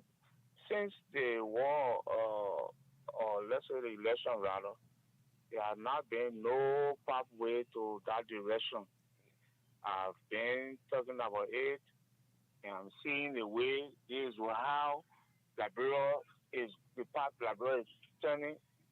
I think the government now need to turn to that path of reconciliating the people, because I can see in a various area in our community while working, people are talking differently about reconciliation. So the municipal government need to come to that path. I think it's the right path that we all need to come together and do something better. Okay, sir. Thank you. Hello. Hello. Good afternoon. Good afternoon. I'm Tony Williams from the city of Monterey County. Let's hear you. Hello. You are on the air. We're listening to you. Yeah. Thank you for your talking points this afternoon. You see, in this life, people gotta say that it's he who preach up to come with clean hands. You can't be saying those that were there didn't do well, and you coming there to keep doing the same thing that other people did. Liberia deserves better. We need to be together as one in this country. So as a youth this afternoon, I'm calling on the president to do just as he has said. You told us he was going to bring reconciliation, and that is what the Liberian people need. Even if you do all what you say you will do, with even your 22 million roads you have built that we can see, please, we are begging you, we need reconciliation. Thank you this afternoon. Thank you too. Have a nice Monday. Hello. Good afternoon, Sam. Good afternoon, sir.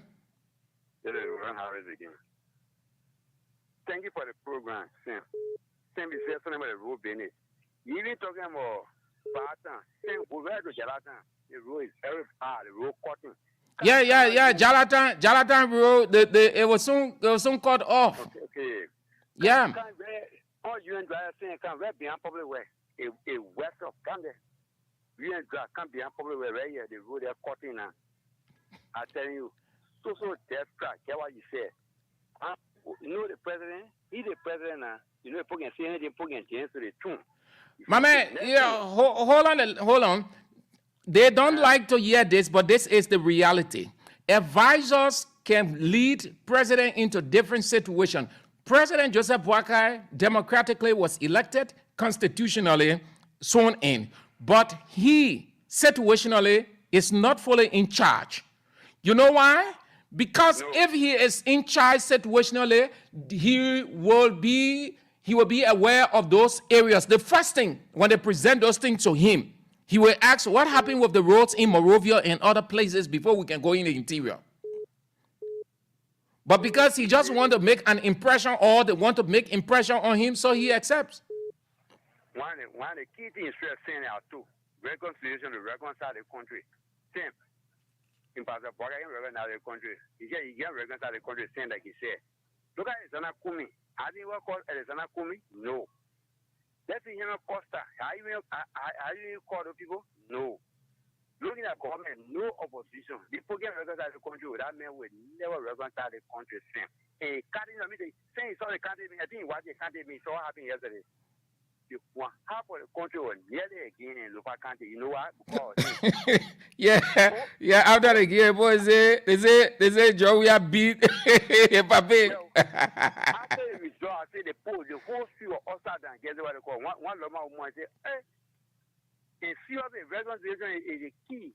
The white saying that suppose around one guy when you're talking, maybe I see him now with the anti-post coming to the president, but for the people can tell the point you're true in their say both true, they're not like it. If you can speak it true, or no, like you're saying. Thank you. Have a good day. Thank you too. Hello. How are you, Sam? Yeah, I'm doing good. And you? I'm great, old big brother. This is David King, Purple Defender. I join you from my residence this afternoon. Sam, this is what I wanted to bring to your attention. Just what our brother said.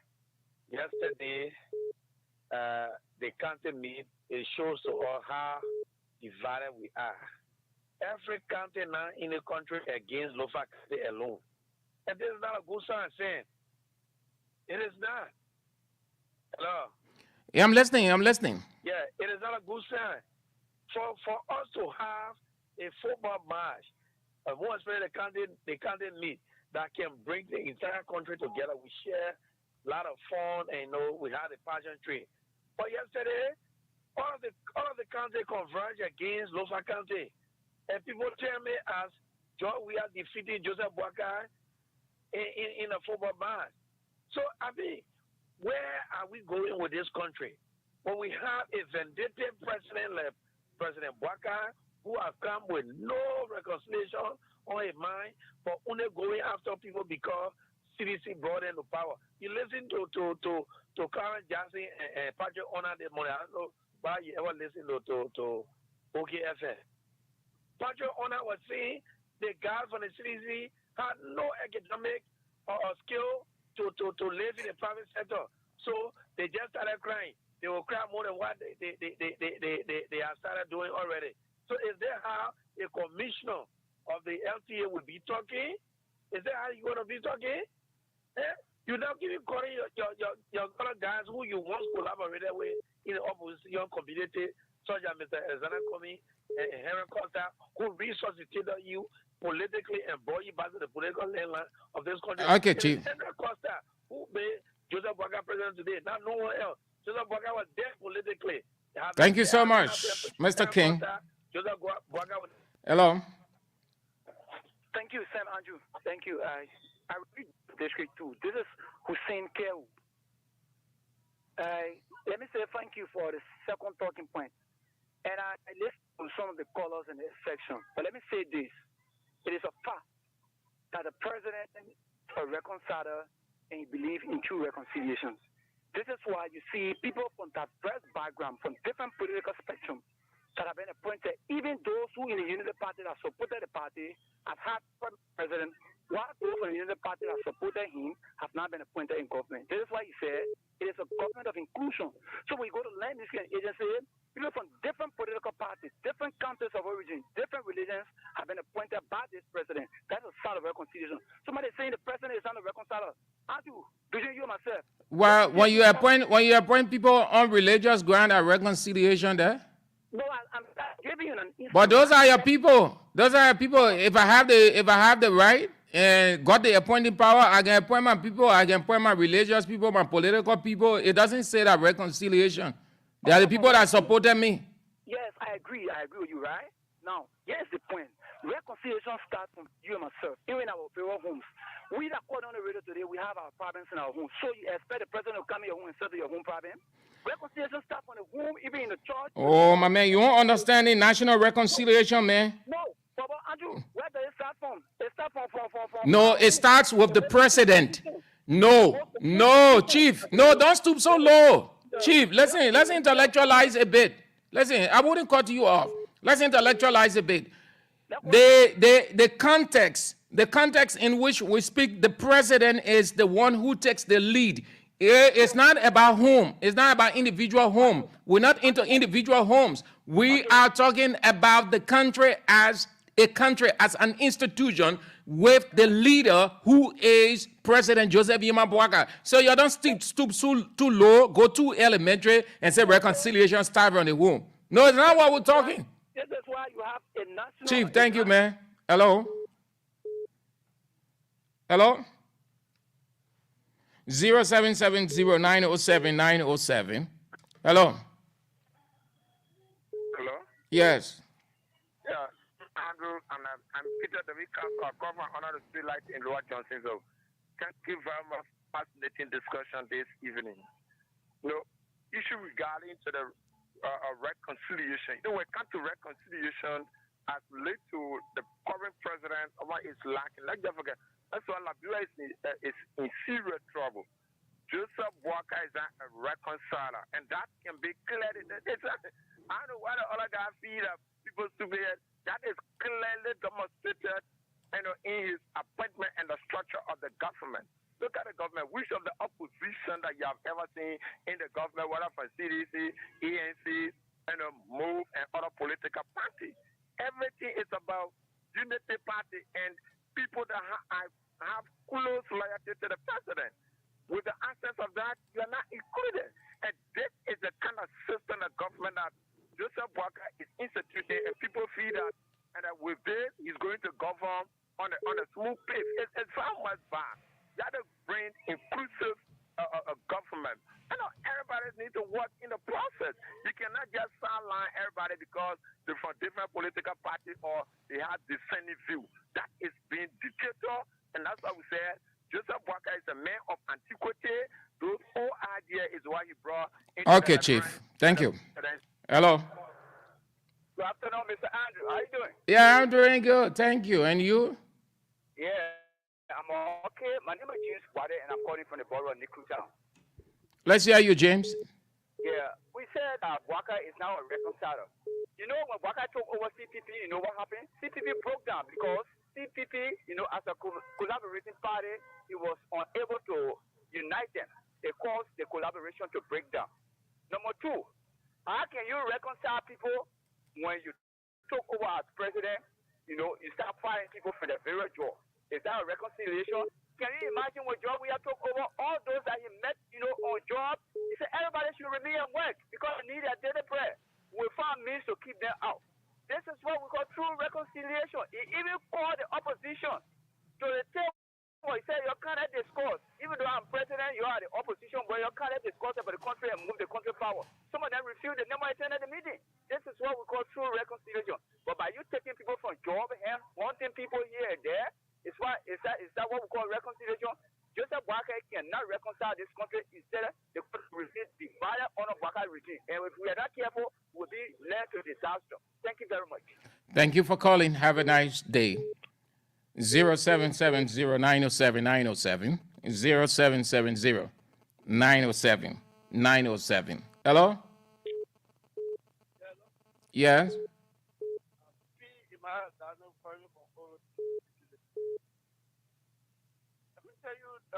This old man is not a reconciler. Because we are key to power. Because we are reconciled by putting the old man second in command, which is the man who is in the government. And so many people they take part in the government that were not supporting the president. So people who insulted the president, we are doing the campaign. But we are gaining jobs. We is who Sherry. Who Sherry instead of person we are in it and we are gaining jobs. And most of the people and we are not nobody in the country. But we are doing everything by humanly possible to maintain people on their job. Look at somebody in the country firing down. Because basically so many people in the area. They say he reconciling the country. Okay, Chief. Thank you. Hello? Yeah? This is Emmanuel Tawiya Julu, calling for Ghanaville. Mm-hmm. Let's hear you. Yeah, I appreciate you a lot. Liberians will always make mistakes. But anyway, I like how the discussion going. And I think they got yellow here and they got out. Thank you, and I have much to say. Thank you so much. Hello? Hello. Good afternoon. Yeah, thank you. Thank you for your analysis this afternoon. All of us can defend Joseph Walker before. You know why get for the president. For it's our reconciliation, you bring every labor on board. And I call it out for which one of the political parties that Joseph Walker is somebody from for the opposition appointed. And those that go around with them that the people that you appointing into. And the people that you make on to the opposition, you taking them for all jobs. That's what we call reconciliation. 2018, after the former president won and 2.4, the president, foreign president Nigeria, election finished together to move the nation forward. End of the day, the former president and all are the men of producing goods, are selling the joy and damaging the youth. So when after he won the election, we ever call for the opposition blood to say, election finish for everything that for la draw for. Yeah, what's happening to the country? On Joseph Waka, and I see you got you going anywhere. All right, Chief. We're talking about. Thank you. Have a nice day. Okay, thank you all for spicing up. So the president, not president for a county, president for the entire country. He was elected by the country. The president was stooped so low.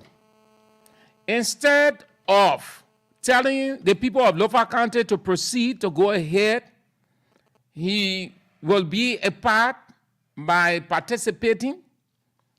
The president allowed himself to be named as the chairperson to reconcile Lofa County, one out of 15.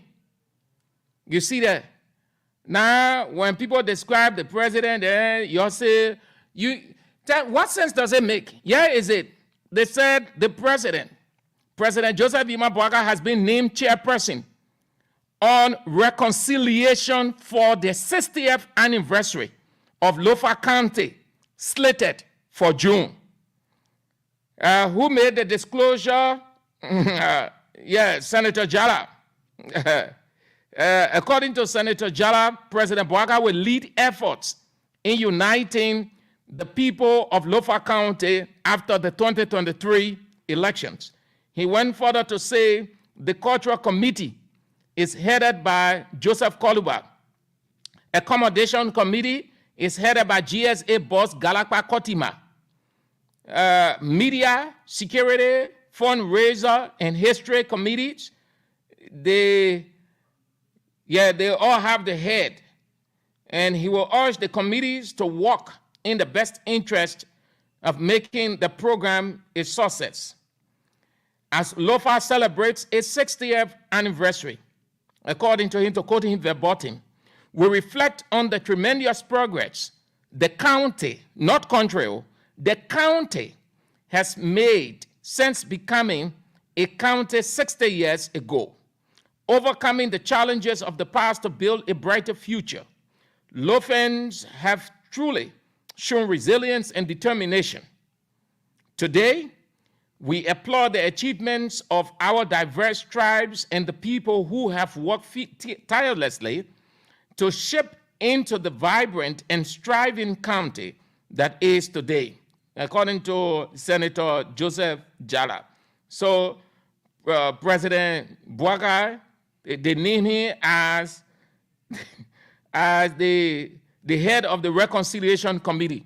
President of Liberia. Can you imagine? You see how the president has stooped so low again? The people made fun of him. They carried him to Sonny Wen. They stood him there like a comedian to watch people cleaning drainage, and they put it in their document as deliverable. Again, they have come to make another fun of him. A president, instead of leading the reconciliation of the country you had, the 4.5 million people, you stoop so low, too elementary, to a committee, making you head of reconciliation committee.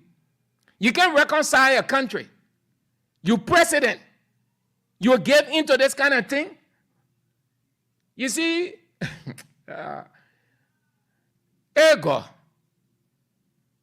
Even if you're from Lofa County, Mr. President, you can stoop so low.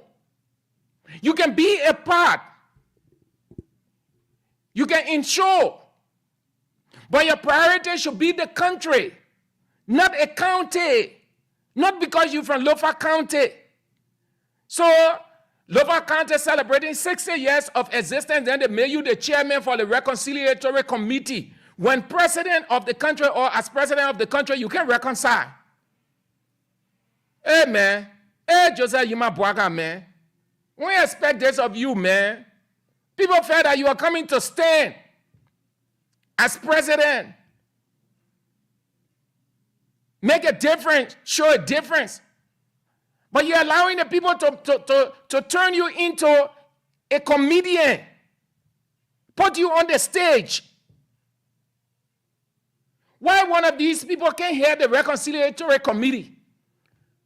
But they put you there as chairman of the Reconciliation Committee, and they know that you have not reconciled your country is divided. As president, you're running a divided country, but you feel excited to go and serve as head of the Reconciliatory Committee for Lofa County. No reason why the people beat Lofa County yesterday. And they put politics into it. The Southeast. Hey, God. Yeah, they say Joseph Boakai will head the reconciliation. Then they say reconciliation committee. Ambassador Joseph Yima Boakai Sr., president. Hey, God. Yeah. Amen. What kind of president is so he will feel so excited for the petty thing there? Why our president will be stupid so low? Things that even some of his ministers can't accept by their status. He will opt to get in that position. They carry him to Sonny Wang. What kind of president in the world will go to a dirty water place and consider it a deliverable? What kind of president, what kind of sound president will ever do that? Will go to a dirty water place?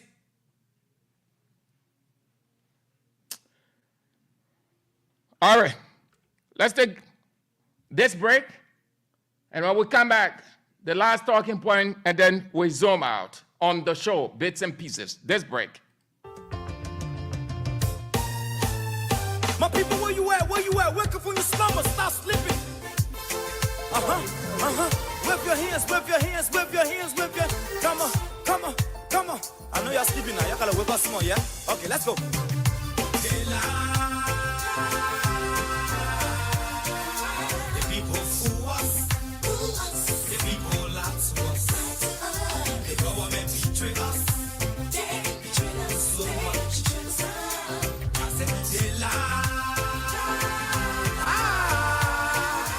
People fool us, the people lie to us, the government betray us.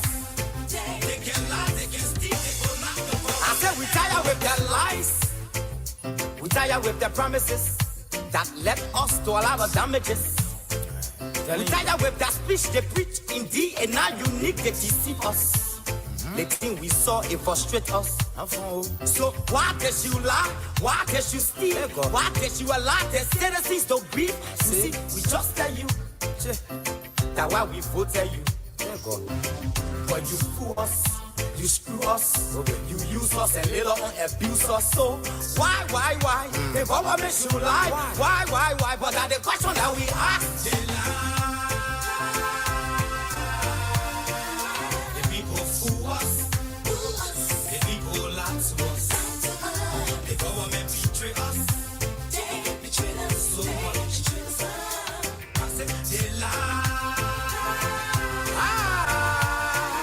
The people fool us, the people lie to us, the government betray us. They can lie, they can steal, they will not corrupt. I said no one to trust. My people, no one to hope on. Nobody. My hope that I have been broken. I'm telling you, brother. So where are the schools? Where are the roads? Where are the jobs that they say they could afford? But they're too selfish. The people tired with their rhetoric. People tired, they tired. You see the reason why we ask why the government betray. They have enough of time, but yeah, then instead they delay. People suffer. No work, but people crying for hunger. Look at. Your vision and your mission, your intention to the nation, they poor. You got nothing to show. Nothing. So why? The government should lie. Why? But that's the question that we ask. They lie. The people fool us. The people lie to us. The government betray us. They betray us so much. I said they lie. The people fool us, the people lie to us, the government betray us. They can lie, they can steal, they will not corrupt.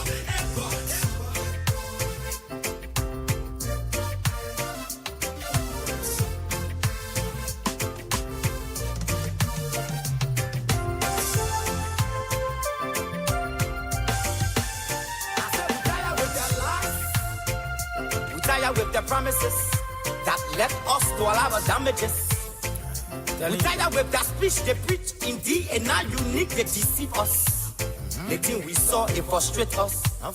So why can't you lie? Why can't you steal? Why can't you allow the citizens to breathe? You see, we just tell you that why we vote tell you. But you fool us, you screw us, you use us and little on abuse us. So why? The government should lie. Why? But that's the question that we ask.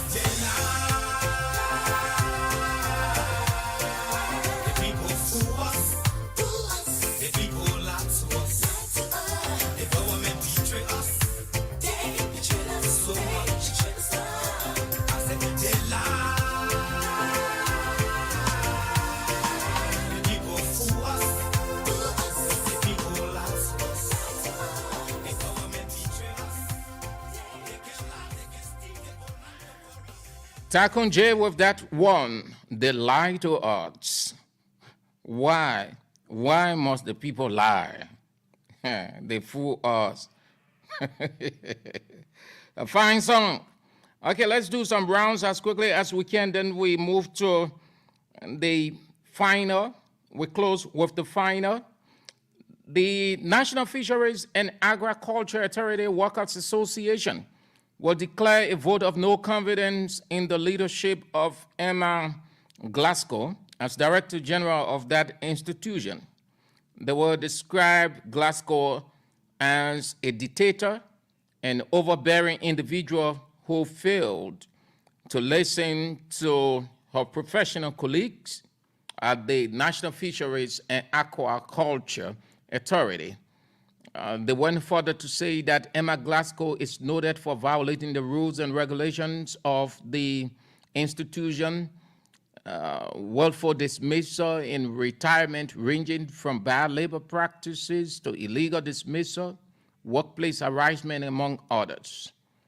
In a communication to NAFA-BOL, they call on the membership to intervene speedily, or they will take unspecified actions.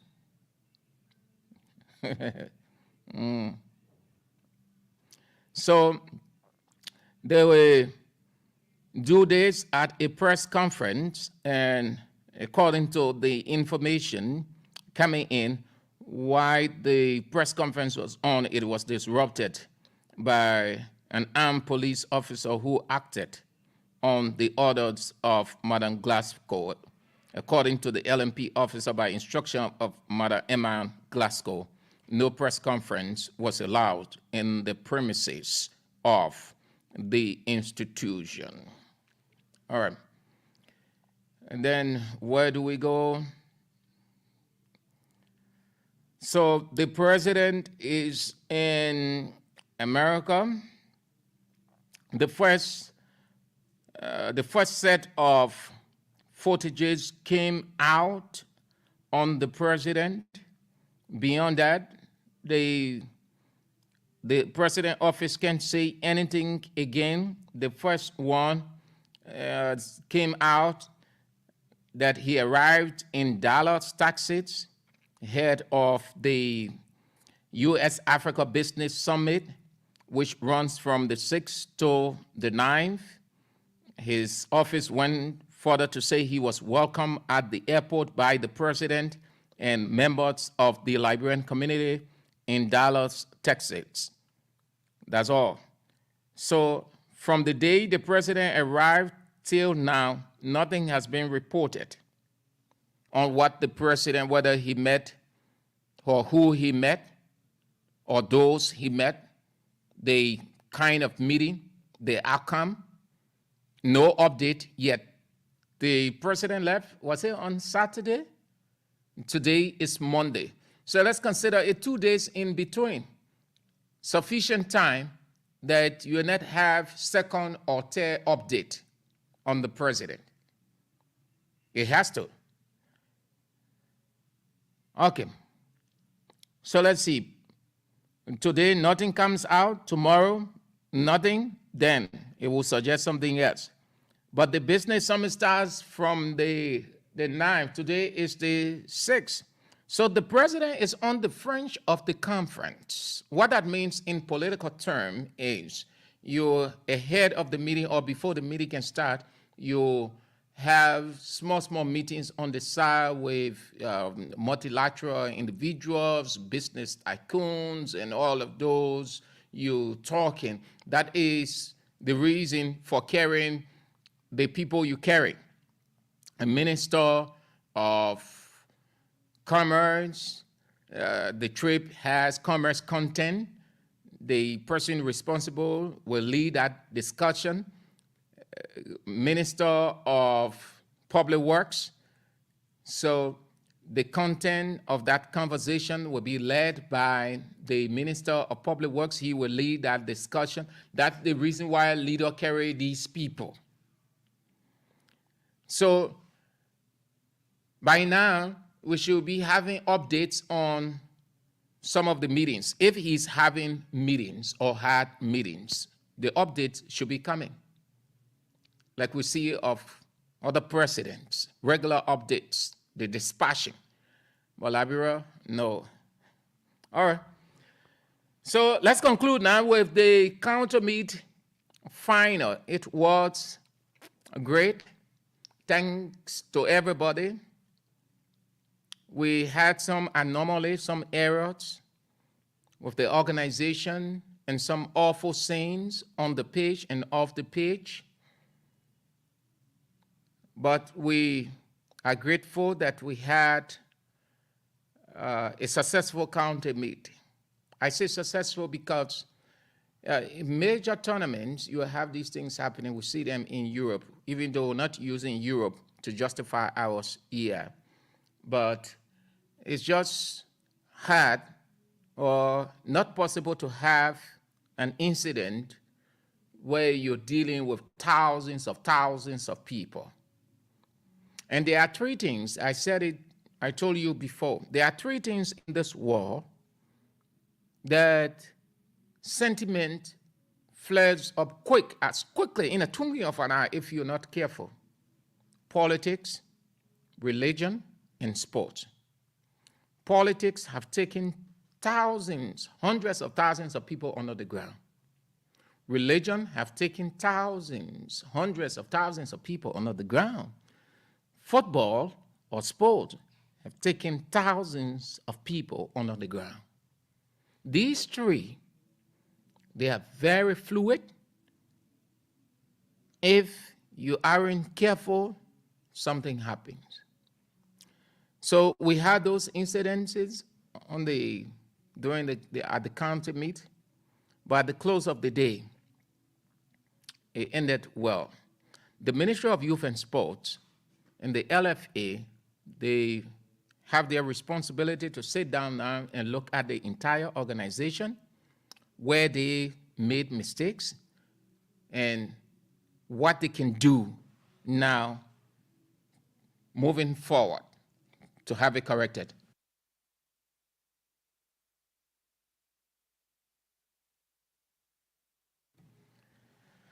Then came the final itself.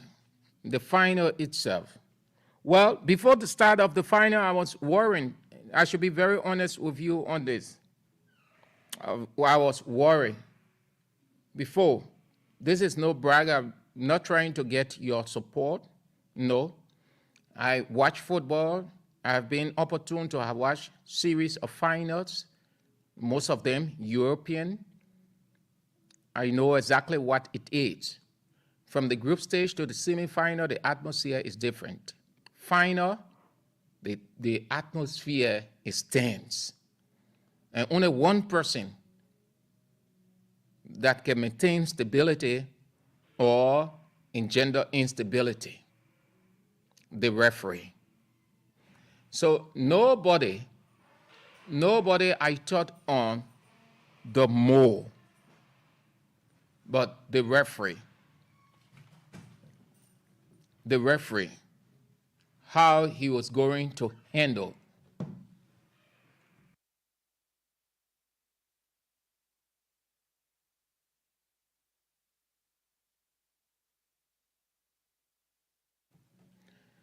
So three things that ran to my mind before the game. One, I was wondering the state of the referee before the game. Two, that he will try to be careful not to cause anything. That means to just make unnecessary calls, like what we see in UEFA Champions League final, giving the atmosphere. That is level of the referee discretion. That is level of the referee discretion. The referee can choose or decide not to just call here and there for every little thing. Because when you're calling for every little thing on the pitch, tension starts to rise, sentiment starts to rise. So most of those veterans that handle finals, like we see with the Champions League final, they will allow certain things to go. That's why when watching the game, say, oh boy, why the referee not calling for the one? You see, we can be complaining. And say the referee not calling for the one, the referee not calling for that one. Not that the referee doesn't want to call, but the referee trying to maintain an atmosphere so that, or he doesn't want to make some kind of call to do something that will cause everything to go haywire. So they are very careful. Final, the referee is under tension. Everybody is looking on the referee, looking at the referee. Any mistake, like what the game, man? What was the game that led to that pitch evasion? It came from the referee, I was told, because of the way the referee called. So I was thinking and hoping that he would not try to do anything funny. And I shared this with my colleagues. And all of them said, yes, that's true. So I said, what? I know right now, I'm imagining the state that he's in with just few hours to go. Two, when he takes to the field as the center referee, he will try the best he can to be careful, to avoid unnecessary calls.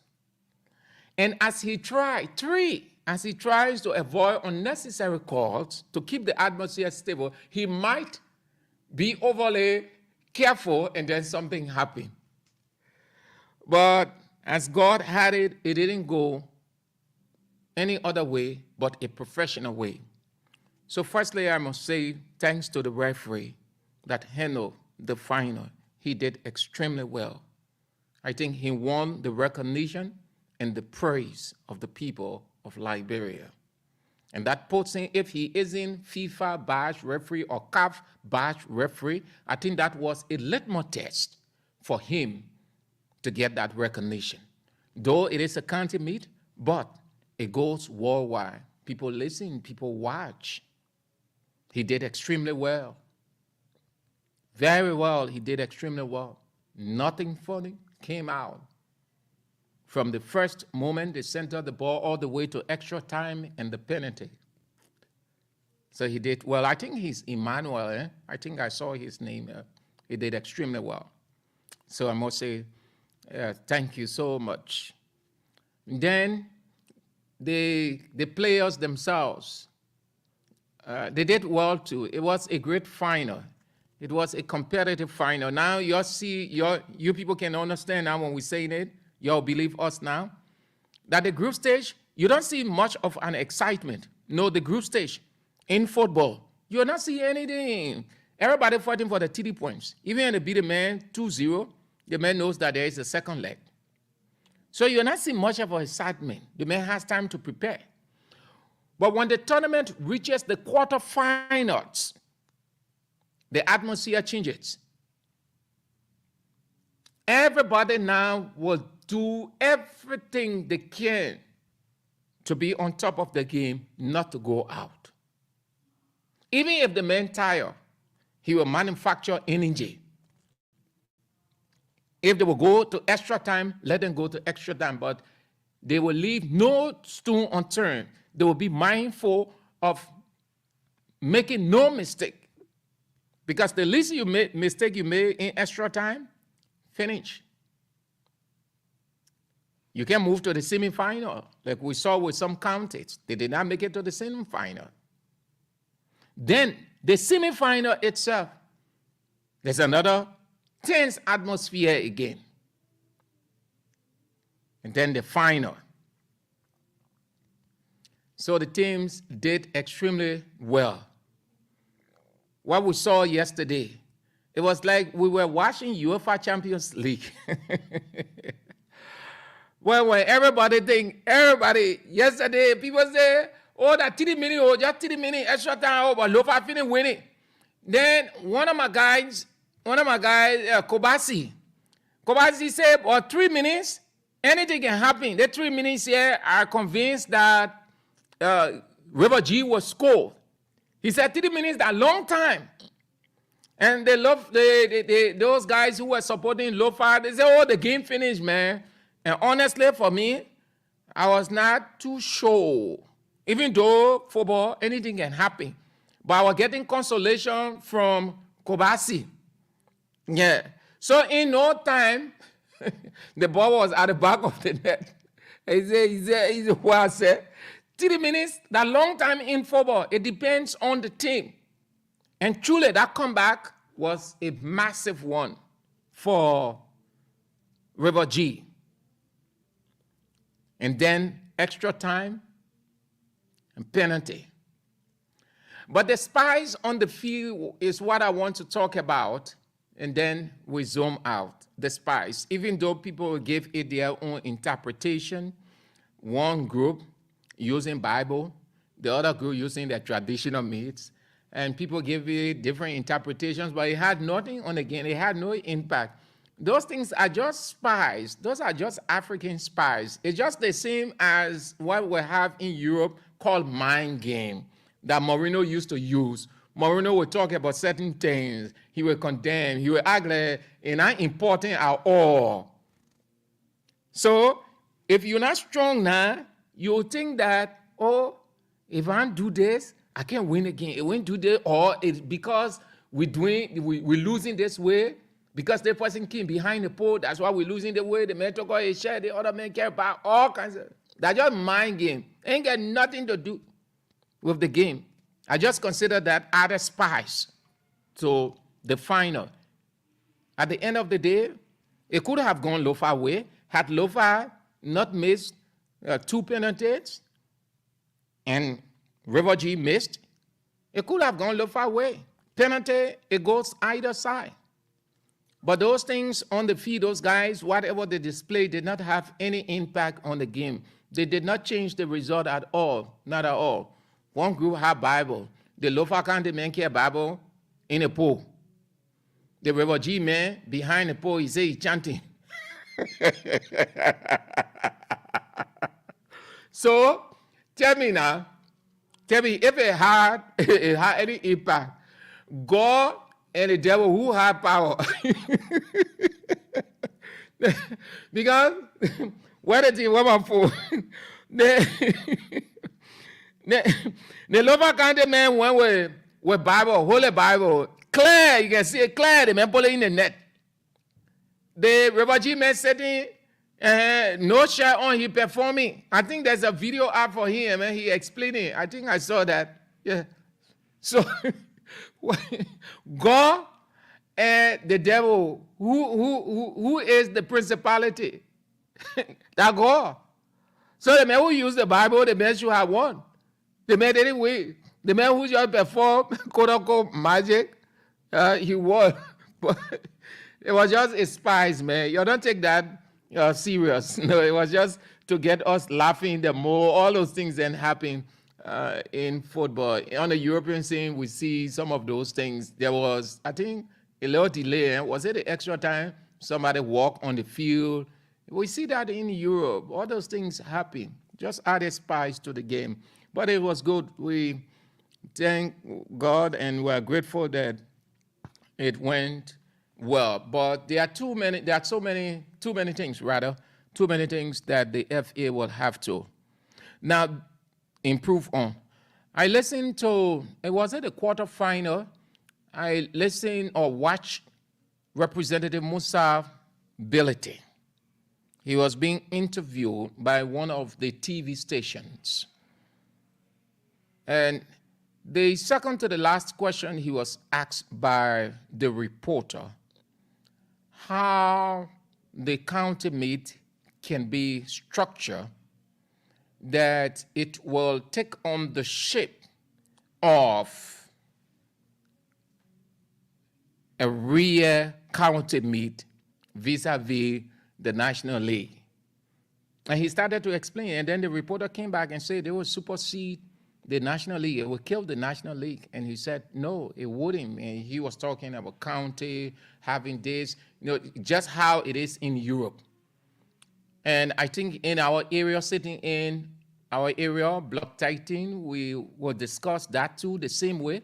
And we felt that it was one of the ways our game in Liberia can start to be competitive. Instead of just waiting after 1 year, then you say county meet. And county meet takes the recognition of the National League. The National League does not have the kind of recognition as compared to the county meet. So I agree with Representative Musa Bility.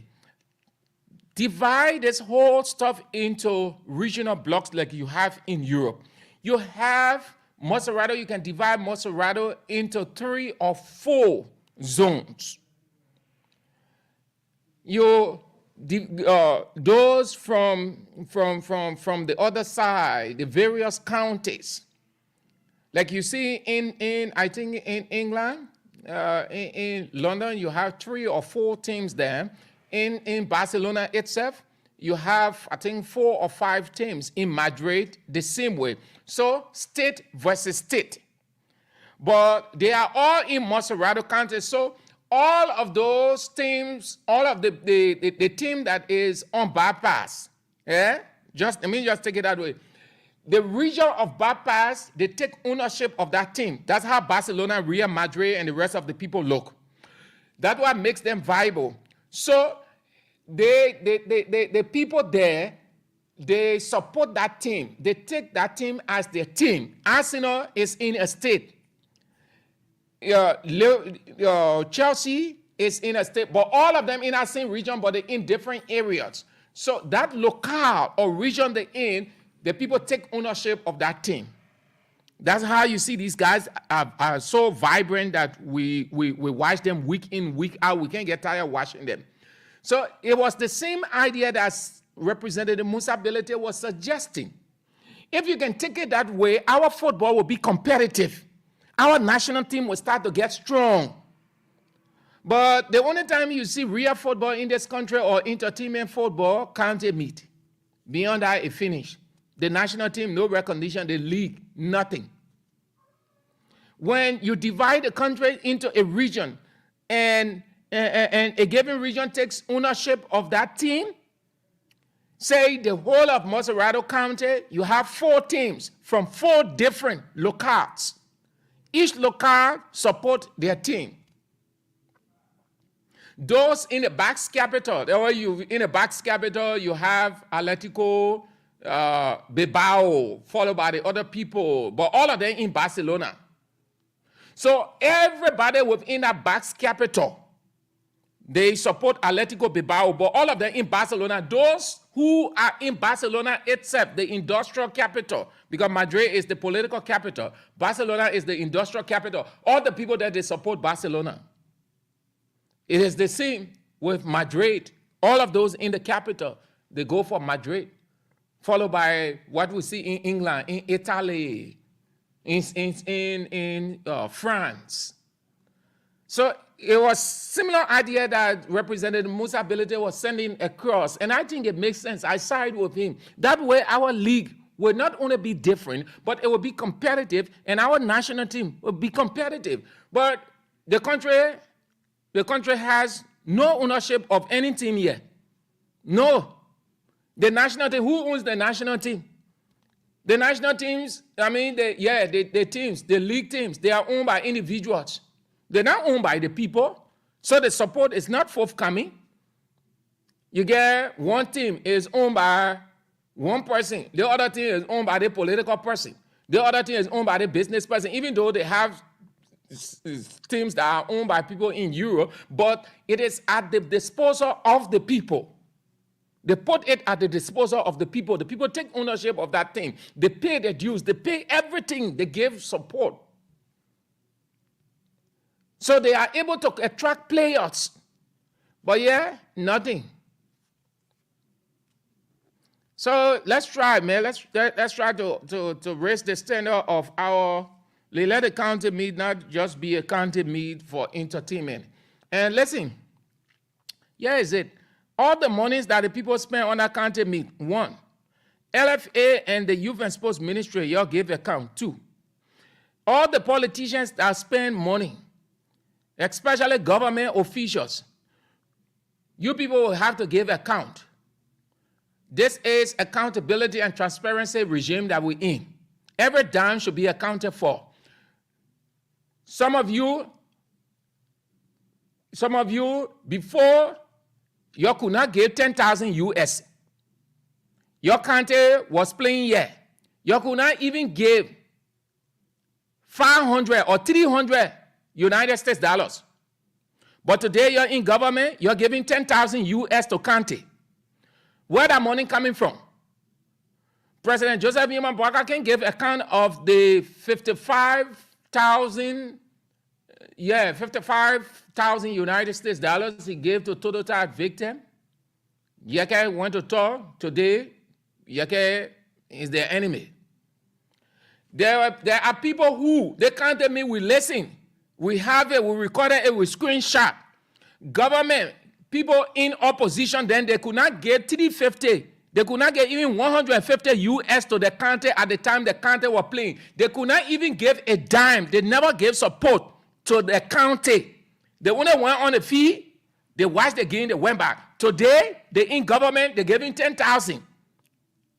That money, we want to know that money. The county will have to account. The county get document. They will have to account.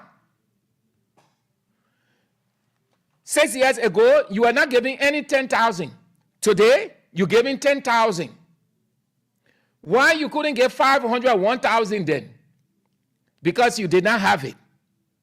Today, you're in government, they're giving money.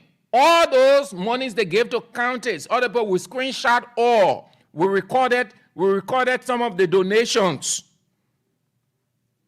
Voice of Liberia, we can play audio. We believe in audio because the professors of journalism, they will tell you that it's very significant. It's what exonerates you.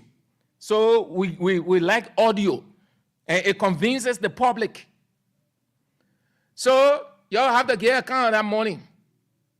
People gave 5,000 US, 10,000 US. They were in opposition. They could not even afford $100 to give to their county. Today, they gave 10,000 US, 5,000 US to county. So you have to account for that one. We want to know. Moreover, LFA and the Ministry of Youth and Sports should not use the county meet to exploit money or to just get money. It should not be a money-making thing. When people pay all of those monies, look at what happened to Montserrat County team. Look at that disgrace. People gave money. They gave money. The county meet should not be the medium by which people will just splash money all over the place. It should not be. After that, our national team can win one game. We can go nowhere. We can win one tournament. But county meet, you have monies coming all over from everywhere. So why that money can go to the national team too? You know why? Because the people ain't believe in their own national team. They see the national team as being insignificant. They prefer to go for county than a national team. And you can't blame them because the very LFA don't know how to structure. So the county meet is being used as political contest, financial context. You will have to give account. Every county must give account of the money they receive by donation, whatever the means. You must give account. If I can give account, where our lay bits and pieces will be collecting, when we start talking, you will not get vexed and say we anti. Because how you can say, you give account. All the counties that receive money from the country, You do a total breakdown and send it. Let the public know where you get that money from, who gave you that money, how they get. We know already, but just do a breakdown so you'll be on the safe side. When you say about the materials, so that one, that normal thing, yeah, and River G was classic on yesterday. That's how the guys move in Europe. You got to give that semblance, that freshness to the team. You can't go to the team just looking that kind of way to get the shorts on. When you see those guys in Europe, watch the Champions League, the next match, see how those guys, all of them moving in their coat. All of them moving in their coat. It can be so fun. That's how River G was looking yesterday. All right. So the Southeast won. The South beat the North. Whether you like it or not, yes. I don't really support 2 teams, 3 teams. I don't go for that thing, man from the other countries are supporting the country part from the no. Only one country I know, Maryland. So since we ain't go far, but there's something called regional solidarity. We're from the same place. So went for River G. How will I leave my region to go support another region? Does that make sense? That doesn't make sense. I will be selling my birthright. So we stood with River G. They're the same people. So the Southeast K, that was yesterday, people saying, say, Joe, we are beat, Jose Imabwaga. Okay, let me just say a few calls and then we go, man. 0770-907-907. 0770-907-907. Tomorrow, Edwin Dra will be here, and you'll get a full understanding. You'll say more about what transpired yesterday. He has to take a break of today, given the hectic weeks he had with the sports. So professionally, he can't overuse himself. So that's why he isn't in today. He's resting, and he's back on tomorrow. Hello? Problem the same. Yeah, just go straight to the point. Call your name, you go straight to the point. Time is of the essence. Thank you very much. This is what I have. My thing, appreciation go to the reverend. I want to tell the reverend, thank you. A reverend, you're going to be a sacrificial lamb. Yeah. You're going to be a sacrificial lamb. I want to say thank you. They may think a character, God bless you. Thank you. Have a good day. Thank you so much. Hello? You are on the air, Chief. 0770-907-907. Yes, the referee did extremely well. That guy, he did extremely well. He was refereeing your CAF and UFI game. Just kidding. Hello? How are you? I'm good. And you? What is your name and where you called from? Calling from Rural Johnson via Imam Mohammed B. Samuel. I appreciate the rev yesterday.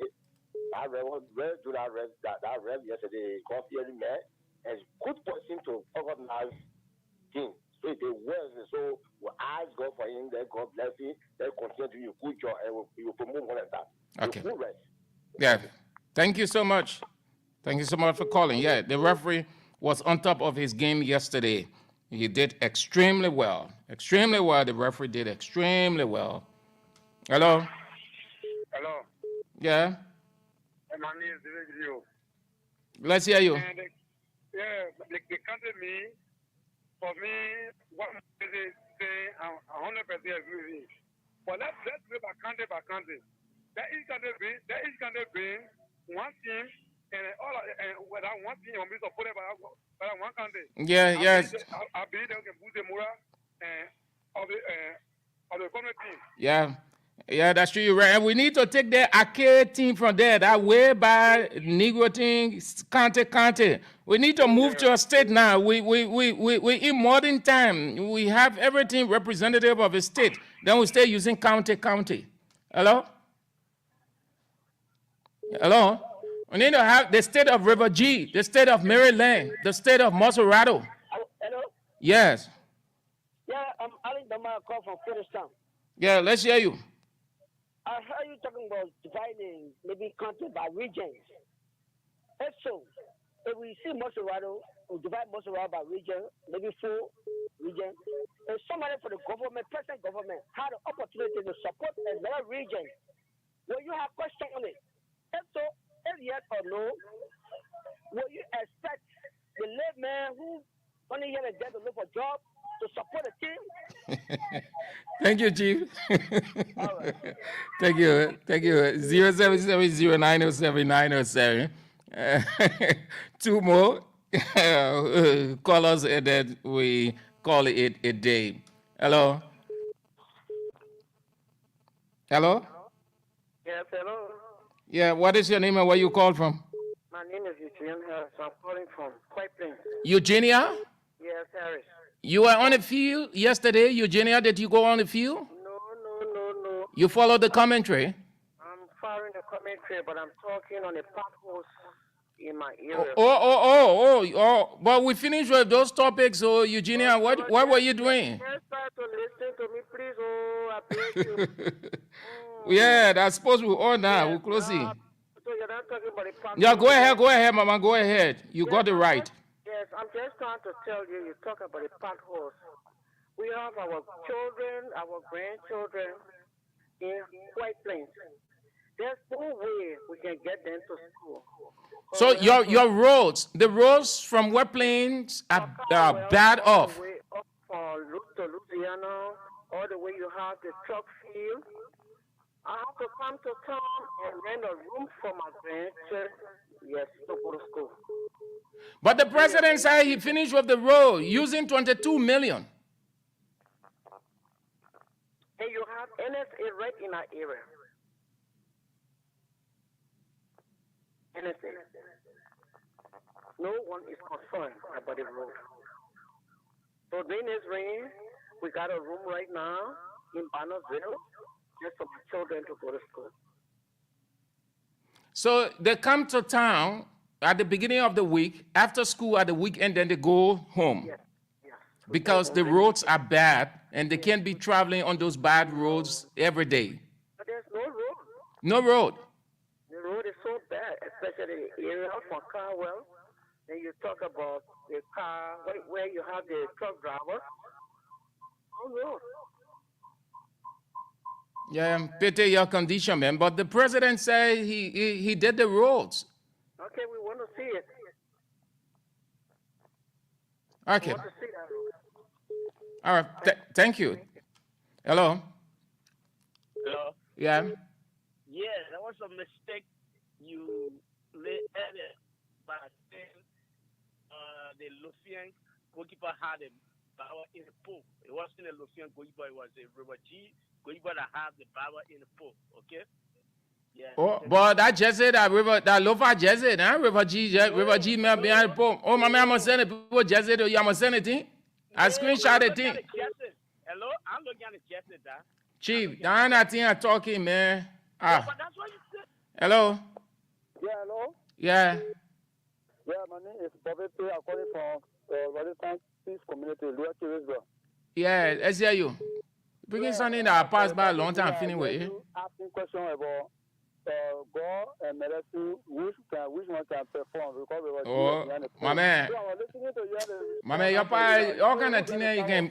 I said all the things are just spies, man, just spies. Not anything serious there. We actually wanted to. Probably I want for the college to see. I mean, who powerful in a friend because some people can say medicine can work. I know that God powerful. Whichever way, whatever you think. Okay. You laughing. Okay, man. Thank you ever so much. I appreciate all of you spices of the show. This is how we go home on the show. Bits and pieces on Voice of Liberia 104.1 Monrovia. Voice of Liberia 89.7 Kakatamagibi County. Voice of Liberia 90.7 Bon County. The online radio. www.voiceofliberia.radio.com. My name is Sam Andrews. Lorena Colette was on the camera. Next, the news is up at 6 o'clock. And after the news, the repeat of Good Morning Liberia with Sekou Sharif and Samira Waller is on. Thank you ever so much. So we meet tomorrow, if God permits. My name is Sam Andrews. Shalom.